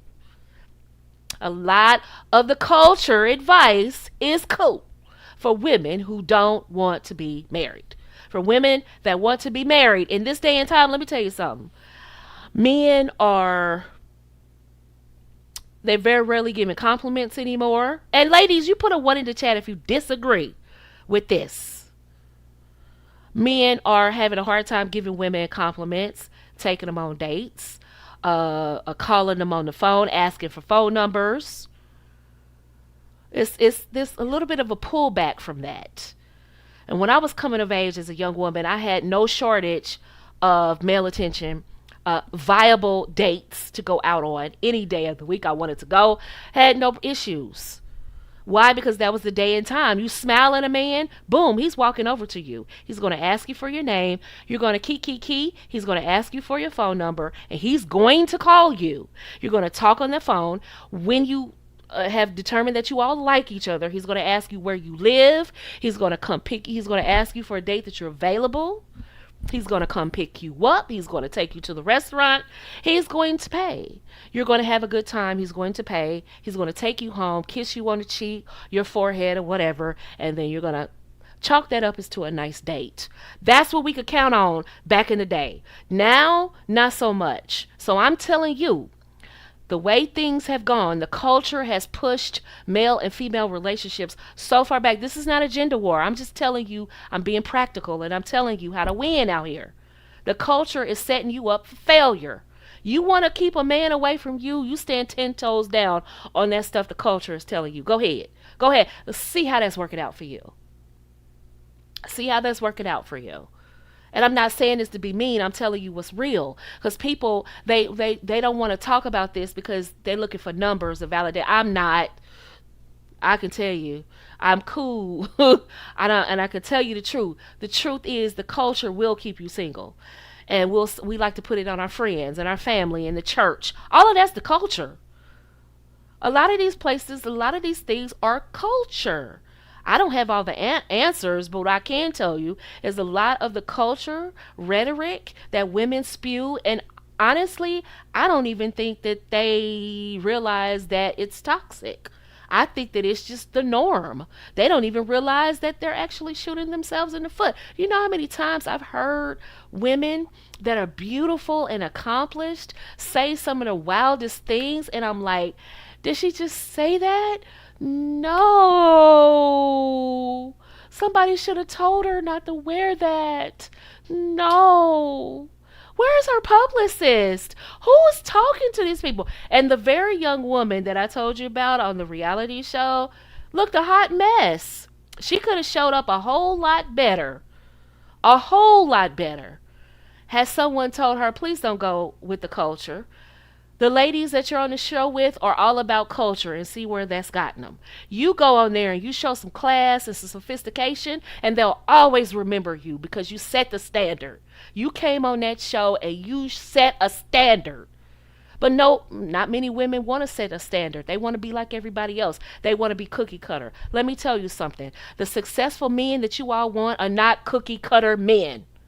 And they don't want a woman that's cookie cutter. They want a woman that understands the assignment. You know why I like Meghan Markle so much? It's because she said, I don't care what that you don't like me. I'm still Meghan.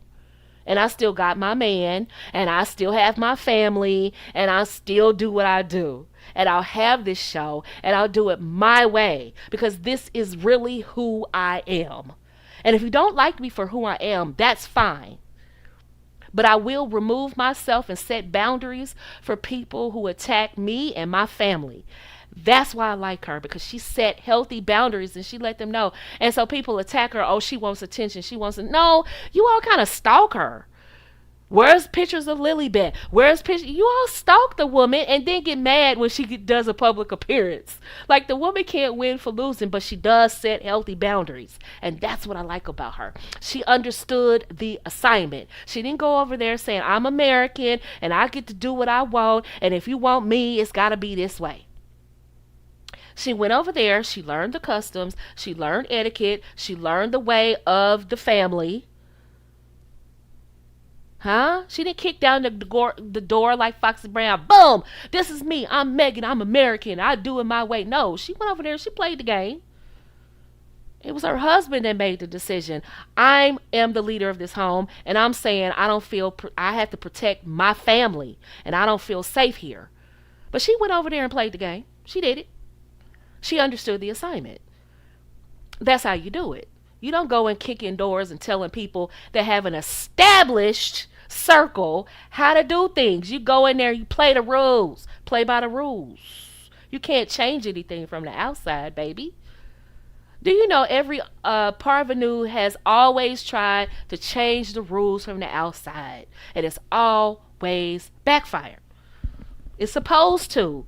You can never change anything from the outside. You gotta cost. Yeah, it cost him more than it cost her. But she went in playing the rules, baby. This is your family. This is your country. These are your rules. I play by them. She did the right thing, and that's how you do it. Let him make the changes. Let him step up and fight your battles. Let him speak up for you. He spoke up for her and said, no, my wife doesn't feel safe. I'm going to remove her and take her to a place where she feels safe. He stood up for her, not she stood up for herself. She understood the assignment. That's what happens when you understand you play by the rules. I played by the rules. I did it their way. I don't feel safe.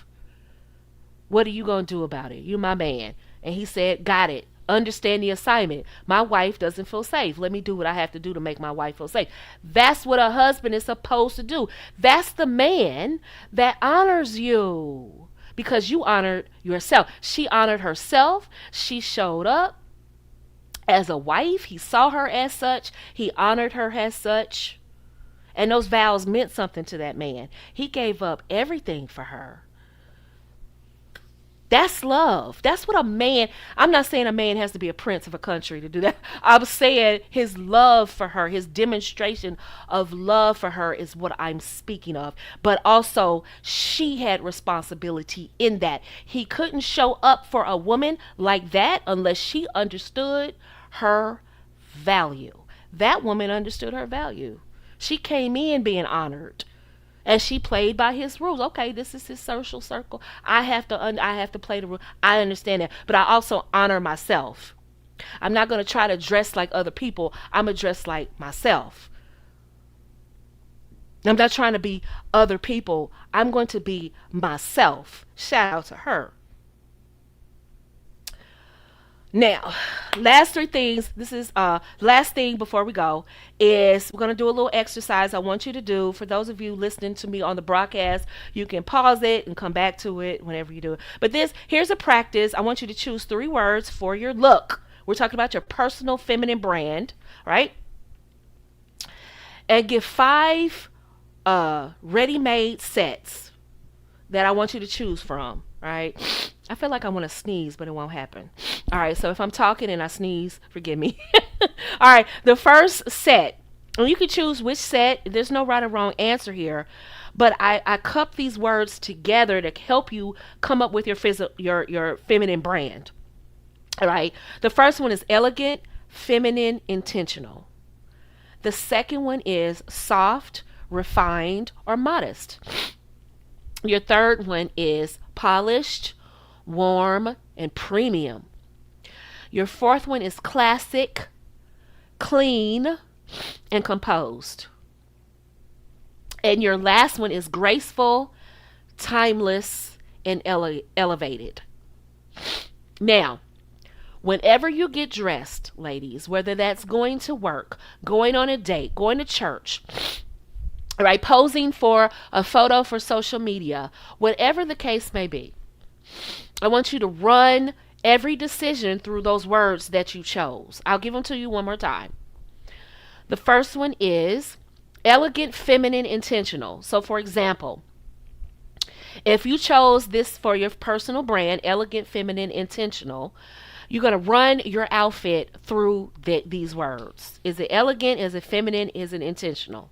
Right? The next list is soft, refined, and modest. Is my outfit soft, refined, or modest? Is it polished? Is it warm? Is it premium? That's the next. Polished, warm, and premium. The next one is classic, clean, composed. And then the last one is graceful, timeless, elevated. There's no right or wrong answer. Each woman is different. I know which one is mine, so you choose yours. Now, run every decision through these words. Is my outfit graceful, timeless, and elevated, classic, clean, composed, polished, warm, premium, soft, refined, modest, or elegant, feminine, intentional? Do you understand what I'm saying? Is my hair? Is my nails? Is my makeup, my perfume, my posture, my captions that I post on social media, even the men you entertained, does that fit my brand? Right? Your feminine brand is nothing but consistency. It's what you show up as on a regular basis. They know when they see me online, I'm going to be those 3 words. That's the goal every single time, consistently, to be that. And the more refined you are, the more you're going to embody every word I said. So let me give those sets to you again. Elegant, feminine, intentional. Soft, refined, or modest. Polished, warm, premium. Classic, clean, composed. Graceful, timeless, and elevated. And so for those of you that are like, Nicole, I don't know, where do I start? Start with classic, clean, and composed. Start there. And eventually, once you master clean and composed, you may ditch classic. You may say, "Oh, I don't want to be classic. I want to be polished." And then you might ditch clean, and so now you want refined, and so you might ditch composed, and now you want a more elegant look, a more intentional look. Like, the more refined you get, the more elevated you get, you will embody all of these, every last one of them. Okay. So, why does this matter? Because high caliber men, high status men, high performing men that you all love. Any questions for me? Let me know. Thank you for writing that, sweetie. Uh, High purpose men, he's screening you for impulse control. These are things that the culture is not going to tell you about. Impulse control. We talked about that last week. All that crashing out, he's gonna look out for that, right? Did you curse out the burger girl? Did you curse out the flight attendant? How did you handle that your flight was delayed? Did you curse out the flight attendant? What did you do? Did you act a donkey right there in the airport, or did you act elegant? Right? How impulse control? Did you eat everything because you're upset? You're emotionally eating? How do you handle impulse control? Reputation management. That's you. Do you honor yourself? Do you know how you show up? Or are you just like, forget how people think about me? I wear what I want to wear. Men are paying attention to that, especially a man that has a lot to lose.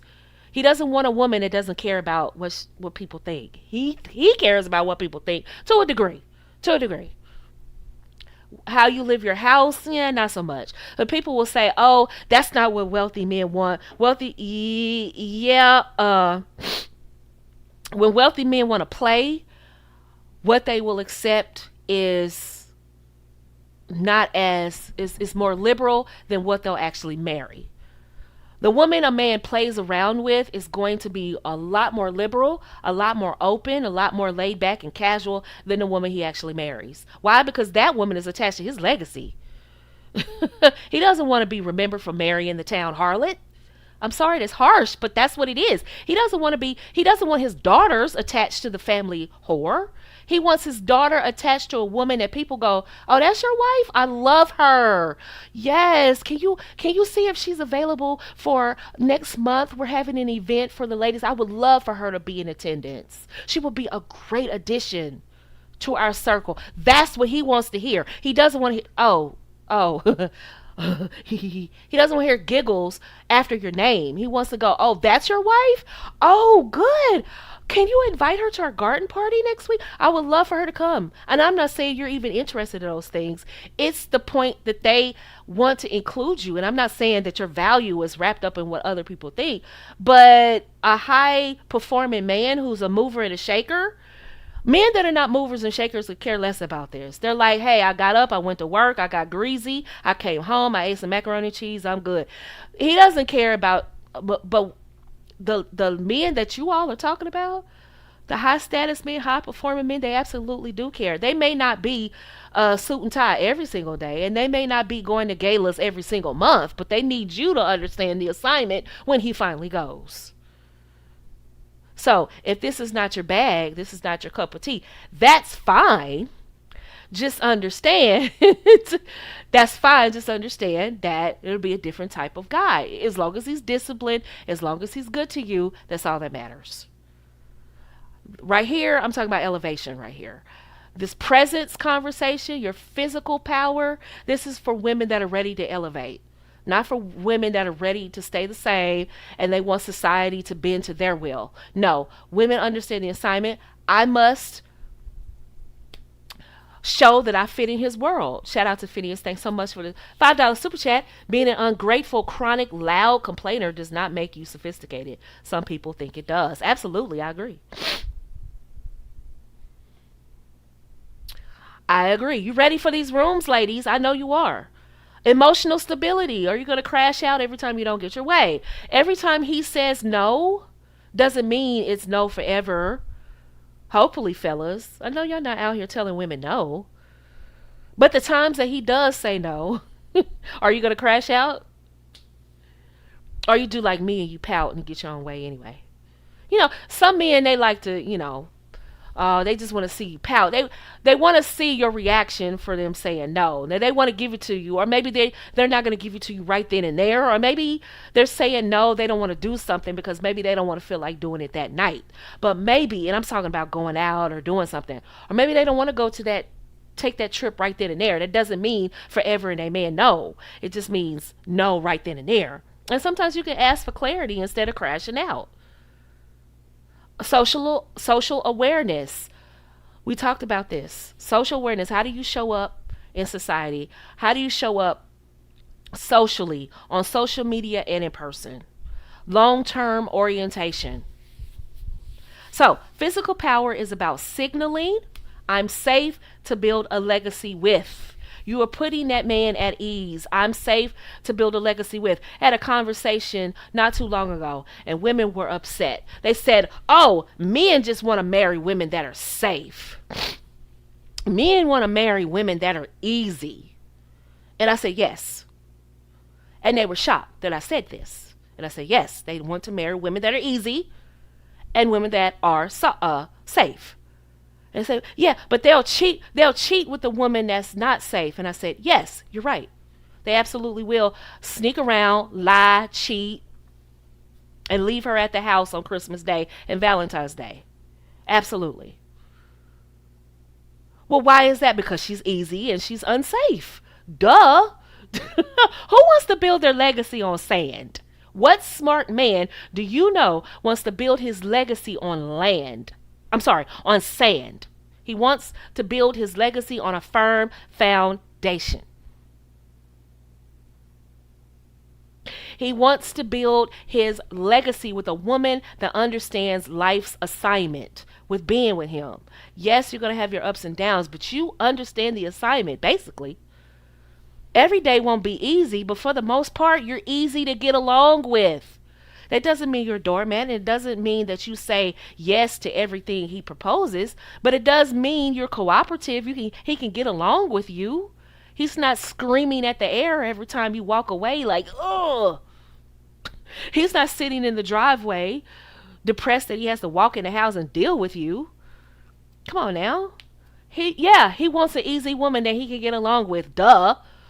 The culture teaches women to be difficult. And how is that working out for women? Please. Our marriage rate is in the toilet across the racial board. I don't think any group is marrying at 50%, except Hasidic Jews. I think they might be marrying at a high rate and divorcing at a low rate. Everybody else? So how is that being hard to get working out for us, ladies? I'm just saying. Being safe? Yeah, I want to feel safe. I want him to feel like I can trust this woman. If anything happened to me, she has my best interest at heart when it comes to me and when it comes to my children. Why is that not something he should marry? Why should he marry a woman he doesn't know whether she's coming or going? And whether it's Tuesday or Wednesday, Thursday, Friday, he doesn't know which way is up with her. Come on now, men are logical. Well, he cheats with the woman and you just kind of answered your own question. He cheats. Well, if he really wanted that, he wouldn't cheat. So you're trying to rationalize why someone doesn't have self-control? You're trying to rationalize why somebody still likes Doritos when they should be eating their broccoli? Is that what you're trying to rationalize? You're trying to say he really just... I don't think anybody just wants to live off of Doritos. I think at some point even our stomach is going to tell us, I probably shouldn't eat any more Doritos. I probably should put those Lay's potato chips down. I even tried to get the baked Lay's. I need to put the potato chips down and go give me some broccoli and some green beans and some cauliflower and some squash and some carrots. Otherwise, I'm not going to last. All that saturated fat and that salt and grease. It sounds good. It's good, but I don't want that for my main meal. That's how men get at some point, ladies. Sure, they love pigging out. Have you ever seen a bachelor? A bachelor can eat cold pizza. Have you seen a bachelor's refrigerator? Oh my God, call CDC. Bachelors, and I tease my husband about his bachelor appetite. I'm like, babe, we eat food. We eat food. We eat meals. I will make meals. We don't eat snacks for dinner, right? We eat food. That's how bachelors do. They eat snacks for dinner. And I'm like, no, we have a meat. We have two sides. And I'm getting to the point sometimes I don't even need meat. Like the other day, I made some broccoli cheese casserole. I just ate that. I didn't even eat any meat. I could have thrown some chicken cubes in there. I didn't even want that. Sometimes if you make the side dish real good, you don't even need any meat. Ladies, you know what I'm talking about. Real cooks, we know what we talk about. When we really throw down, you don't really need any meat. Yes, Jasmine, you understand what I'm saying. A man is going to get tired of junk food after a while. So the women that scream and holler, "Well, he cheats with me." You mean he snuck and got a bag of Doritos? He snuck and got a bag of Lay's hot chips? That's what you bagging your whole argument on. No, he snuck and got a bag of potato chips. That's all he did. That's all he did. You want to know what somebody values? Watch their behavior. Where did they spend their money? That's what he values. He's still paying the mortgage. He's still going home paying that note on his wife's car. Why are you on the side of the road calling AAA to come get your car? That's what it is. Ladies, y'all got to stop listening to these women in the culture telling y'all he cheated with her because that's who he really wants. No, he doesn't. Just because he got a bag of Doritos means absolutely nothing. That means he couldn't control himself and he got a bag of Doritos.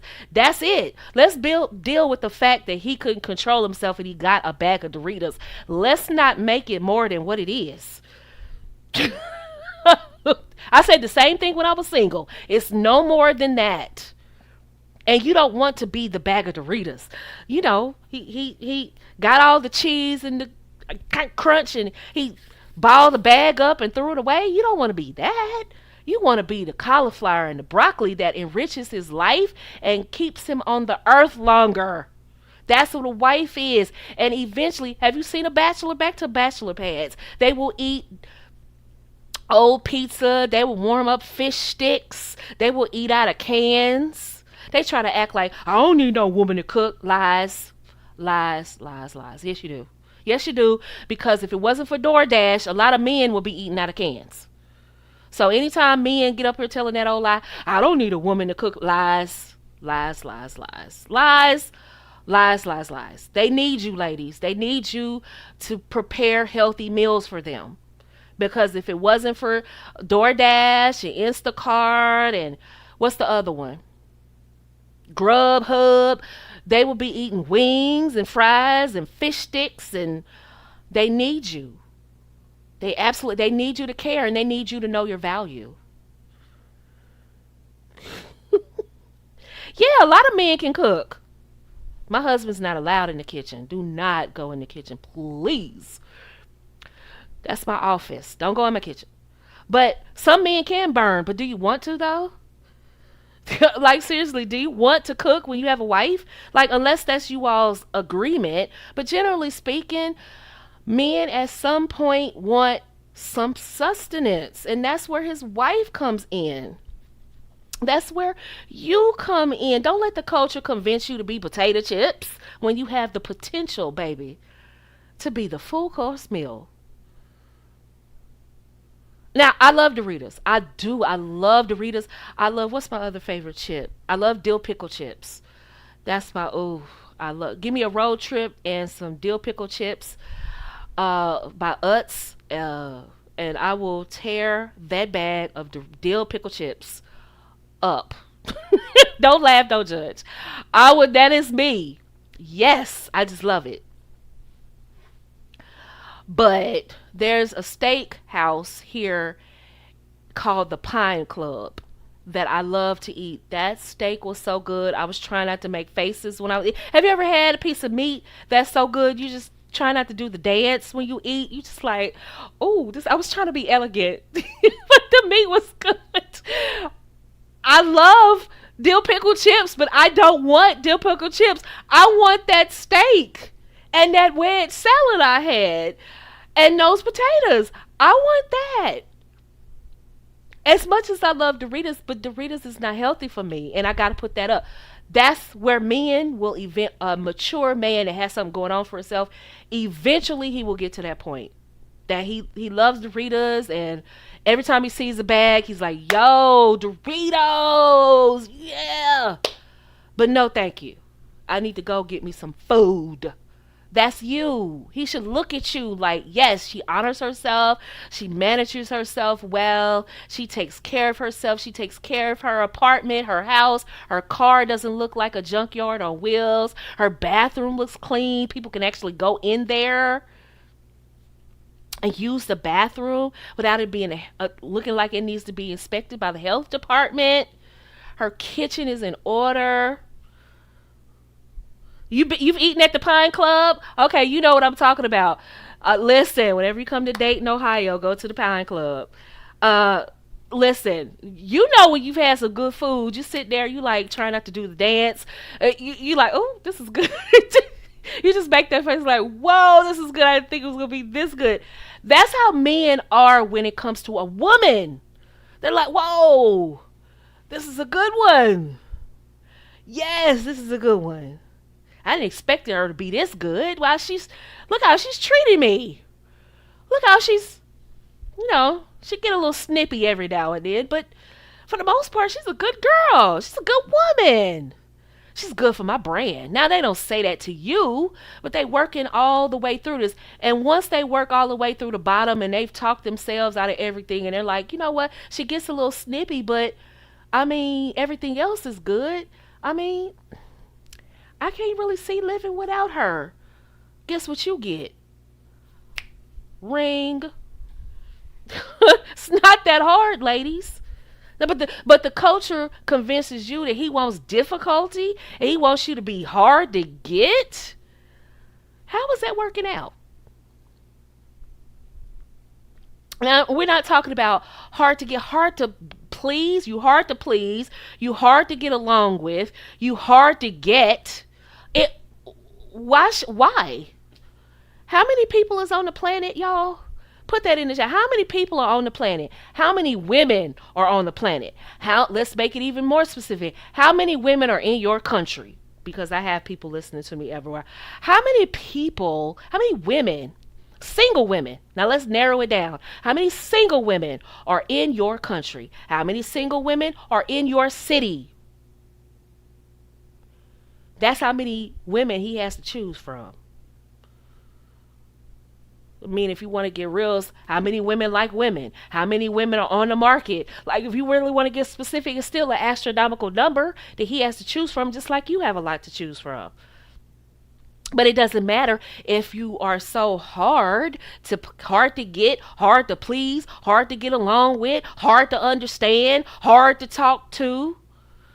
And then you have the nerve to say no to sex too. It's just hard. I'm not saying go out there and have sex. That's not what I'm saying. I'm just saying I want you to put yourself in the shoes and the mind of a man. He's like, everything about this woman is hard. Hard.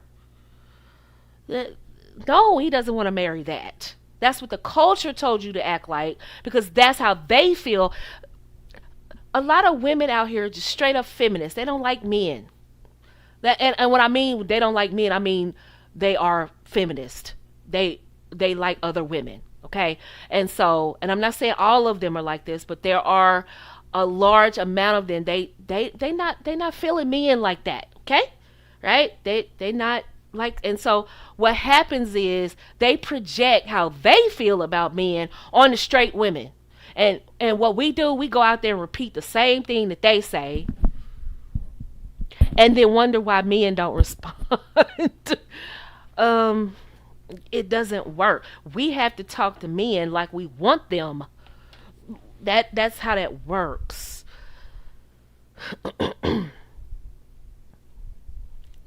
Right? So you be the full male. Physical power isn't about male approval. I hope that's what you take away from this. That it's not about male approval, ladies. It's about your personal feminine brand.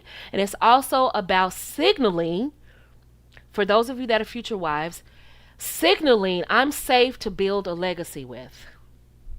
And if you need help with any of those things, come see me. All right, so let's close the whole series like this. We've talked about soul power or calm power that gave you core womanhood. We talked about mind power that gave you discernment. We talked about heart power that gave you character. We talked about emotional power last week that gave you regulation. And so today we're talking about physical power that gives you presence. That is the total woman in a nut. I just forgot what I was going to say. Ah, that is the total woman, right? She doesn't perform femininity, she embodies it. So CYA, cover your alignment, cover yourself. You become this woman. So now you don't have to ask, what is feminine power? We broke it all the way down from the human body, the soul, the mind, the heart, your emotions, and your actual physicality. In a nutshell, that's what I was trying to say. In a nutshell, that's the total woman. Become her, and you don't have to worry about a man pursuing you. I promise. You don't have to worry about a man seeing you as the prize. You don't have to worry about a man seeing you as different. You get that culture language out of you and you become the total woman, baby, there's no man that will come in contact with you that will say that's not wife material. And if he doesn't meet up to your standards, he'll do, remove himself. And now that's real blessing right there when a man says, I'm not good enough for you. You like, woo, thank you, Jesus. Bye. Peace out. Block and delete. But we can't be friends. No. Yeah. Friends for what? I have enough friends. No, I'm just playing. When a man realizes that you're serious and you hold those standards, they feel guilty playing with you like that. They're like, because your boundaries are going to speak up. When he's out of alignment, he knows he's going to get dumped anyway. So he'll dump you first. He's like, oh, you know what? You're too good for me. It's rare, but it happens. So if you want to go deeper in our studies of femininity, soft power, and social capital done the right way, that makes you timeless. Okay, the obvious choice, and the obvious choice to meet, to invite you to events and have around socially outside of the office. That should be you. Go ahead and reach out so that we work on this. Download the Feminine Elite Society app, and inside, for those of you that may not have seen it before,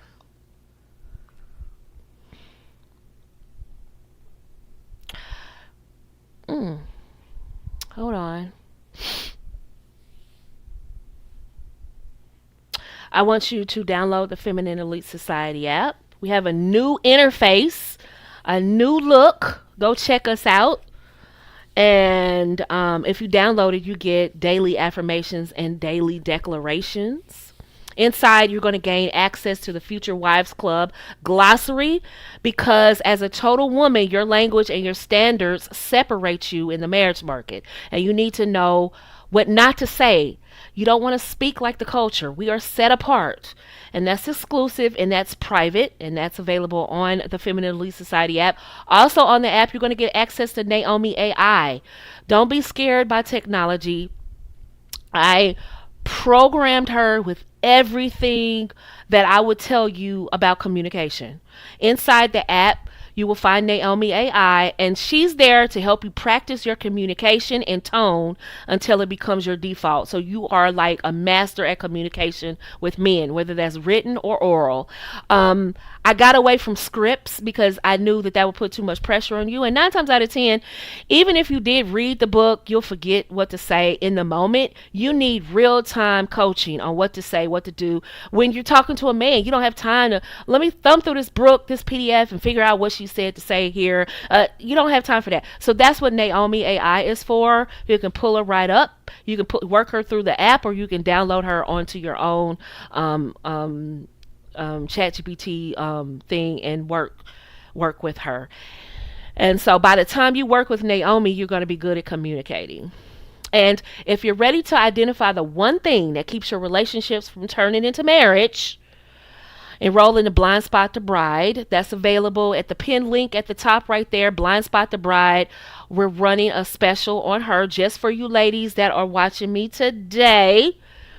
Special for you, and receive your invitation to the Future Wives Club once you get Blind Spot the Bride. Those of you that are in the Future Wives Club, make sure you're there tonight. Be there or be square. We will be talking about our marrying well journey, and it's going to start tonight.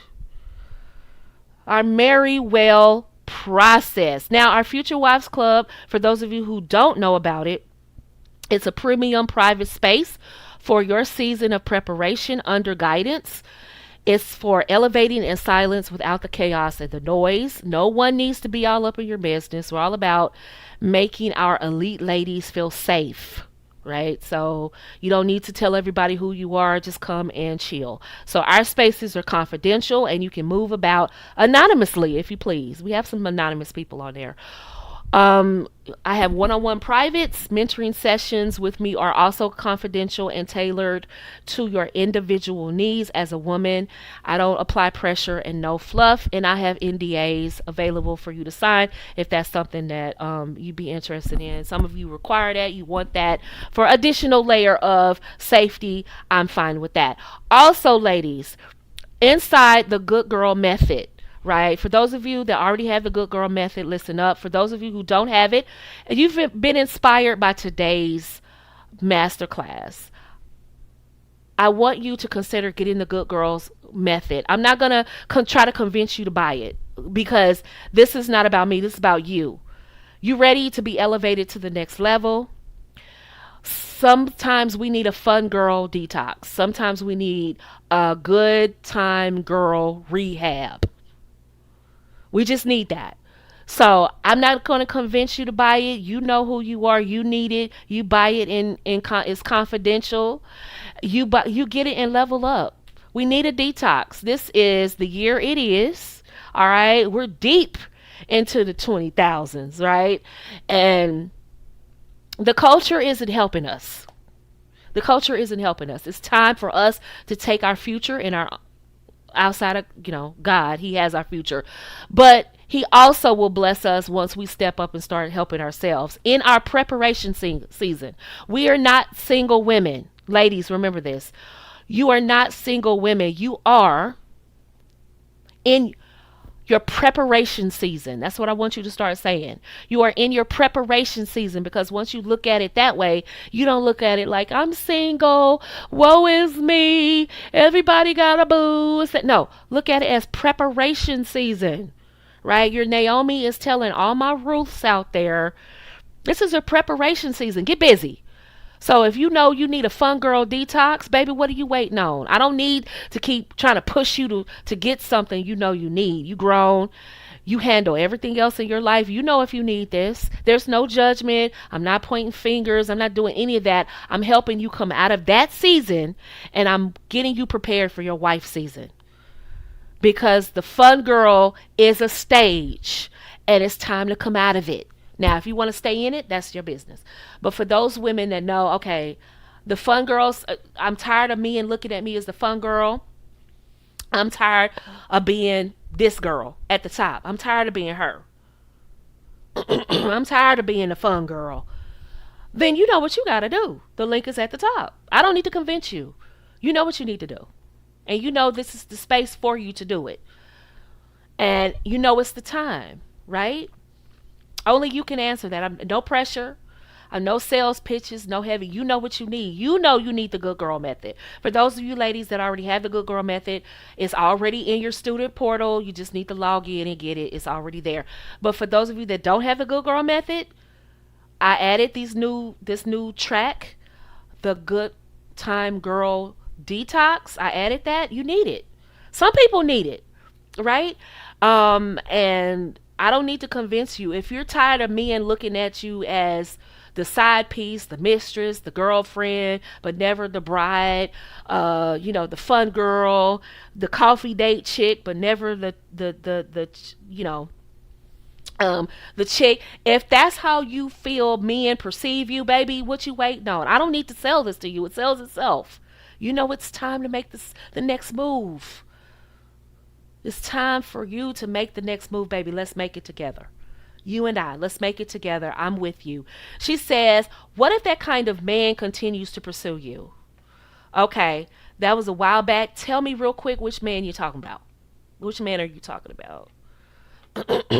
Does the woman speaking has a cold or... Yes, I do. I'm coming down with a cold. I'm wrapping it up because I'm coming down with a cold. So I'm sorry. I'm so sorry if I'm hacking or you hear that. I apologize, but I am coming down with something a little bit. So if you hear that, my apologies. Um, I should add some tea over here so I could just sip on it, but my bad. She says she uses Naomi all day. I'm telling you, she's good. She says the man I'm talking about is a man that knows you are out of his league. Um, if he kind of pursues you, I mean, can you blame him for wanting you? You're so great, but you have to know when to set boundaries. All right, you have to know when to set boundaries. So, if does he have any W's in his column? Sometimes we think people are out of our leagues because we just assume, just on looking at them, we just assume, oh, oh, he's not good enough for me, or he's not in my league, and we're just looking at him, but we haven't had a conversation and asked him, what's going on with you? Why are you so adamant about pursuing me? What's going on? A lot of times, once you get people's backstory, it kind of changes. Sometimes it does, sometimes it doesn't. If it doesn't, set boundaries. Let them know, look, you're a great person. I just don't see a future with us. I wish you the best. No hard feelings. I'm flattered. I love it. I just don't see a future for with us. All right? I don't want to waste your time. You tell a man, I don't want to waste your time or your money, he's out of there like Speedy Gonzalez. Pew! That's the quickest way to dump a man. I don't want to waste your money. And if he keeps calling you after that, he's a fool. Let him look, I don't want to waste your time or your money, baby. I think you're awesome. I think you, whatever. You're a great person. I enjoyed our conversations. Whatever you want to say, I enjoyed our conversations. I think they were funny, entertaining. I just don't see that for us.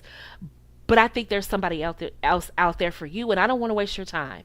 I'm just letting you know I've arrived at my decision already. I don't want to waste your time, but thank you, and let it go. That's it. Excuse me, Ivana. Hey, baby. She says, how should one expect to behave if they're single and their ex is at the gala? Is it better to be polite and steer clear of them? Yes, you can. If it wasn't a bad breakup, you can nod at them, speak to. Ladies, remember, let me tell you something about men. A lot of times they're hoping you don't say anything to them.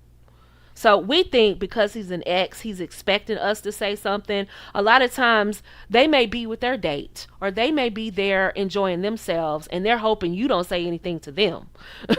So don't assume that the responsibility of a connection is on you. Sometimes you just nodding your head and smiling, or acknowledging him like, I see you, but I'm not going to say anything. Sometimes that's enough. And he's probably breathing a sigh of relief as well, because he doesn't know what to expect from you. And especially if it was a bad breakup, he's like, oh, MG, she's here. What do I do? He's probably wondering, should he say something to you too? But I like to just kind of just go easy, nod, do a nod to kind of, I see you over there, and just ignore him the rest of the night.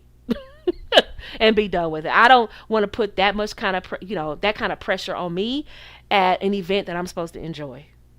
You know what I mean? But that happens a lot where you'll see exes, and a lot of times it's probably good that you don't tell people that's an ex, and just kind of see what the word is. Just kind of listen to what people are saying out here. Sometimes people don't need to know all of that anyway. They don't need to know that you all dated and things like that. And sometimes you'll be glad that they don't know that you all dated. You understand? So sometimes don't even worry about it. Just do a nod, a smile, a gesture to say, I see you. And then you don't have to acknowledge him the rest of the night. And sometimes you don't even have to do that. It just depends. He may come up to you and say something. But that's rare. How many times do you see your ex boyfriend just coming up and talking to you when you're there with another guy? How often do we really see that? A lot of times a man is not trying to confront his ex unless he wants her back. And how often is that? It might be a few times, but not often. We don't see that. We usually see two exes trying to avoid each other. So with that being said, let's get up out of here. Thank you so much for joining me. Really quick, she says, if he continues to pursue you, he can also be a predator. Now he wants to break down your boundaries just to prove to himself he could. It's true. It's true. Be careful about that. Yeah, absolutely. You don't want anybody that just won't stop, right? But let him down easy. Like, hey, look, I don't see that with us. I enjoyed our conversation, but I just don't see that with us. And let it go, right? But if he pursues you after that, now it might be time to start making some documentation and talking to law enforcement. But you all know what to do. You all know when somebody's being crazy. You're showing up at the the job and showing up at your mama's house unannounced, just doing stuff that's just out of order. You're like, okay, he hasn't got the memo that this is over. That's when you need to start taking preventative measures, the next level of protection, because he doesn't get it, right? Ladies, I hope that you enjoyed today's last installment of Physical Power. I know it was rough up and through there, some things, because we are counterculture over here, and we don't always give it to you like the culture, but that's the point. That's why I called you ladies the feminine elite, because you are ready or getting ready to hit the next level. You are preparing for that special life. And sometimes growth hurts a little bit. And sometimes I've had to have uncomfortable conversations about my behavior at times. We all go through it, but I promise you that if you just implement a couple of things from this live, you'll see a difference in how you're perceived, a difference in how you show up, and a difference in how men show up for you. You will not have to worry about, after this Total Woman series, you will not have to ask the question, how do I get a good man to pursue me? That will not be your problem. That will be a simple problem for simple people who don't want to get better. That's a basic problem for basic women. No shade, no tea. We talk about how to become that woman, that woman. And, as the kids are saying, becoming her. No, we are total women. Total women that show up. And men just want us. We can't help it. That's what I'm getting ready for you ladies to be. Some of you are there. Some of you are getting there. You're almost there. Some of you are trying to understand it and grip it. But that's okay. You're in the right space.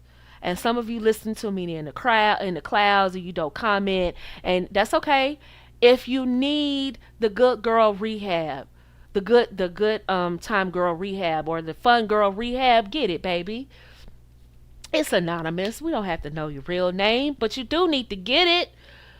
And if you need the Future Wives Club, because tonight we're talking about marrying well, if that's a conversation you want to be a part of, then baby, you need to get the Blind Spot to Bride and be there tonight. And because next week we're talking about, not next week, but next month, our masterclass is sex and being pursued without sex, and handling sex as a single woman, and sex. We're talking about that. You need to be in spaces like that. I don't force people to be on camera. I don't force people to do anything. I want you to be yourself. I just want you to show up and get the information. That's what I want. No pressure. No, you have to come to this event and show up, and none of that. That's all well and good. If that is what you're looking for, that's not where we are right now. We're about helping women, and a lot of women want confidentiality, and that's what we provide over here. I pride myself on that. And if that's what you need, this is the place to be. You want community, but you don't really want people to know who you are.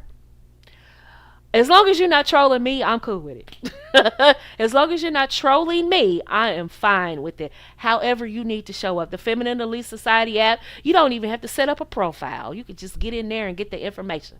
That's how we set it up, because we are a unique brand over here. All right. So remember, I'm glad you called us too, baby. Remember, every Tuesday at 1 o'clock. Every Tuesday at 1 o'clock. Alert some friends, share, like, subscribe. Make sure you follow me on, all my links are at the top. You can follow me so that we can stay in touch. All right. Remember, I love you and Jesus Christ loves you. And until the next time, keep the faith, everybody.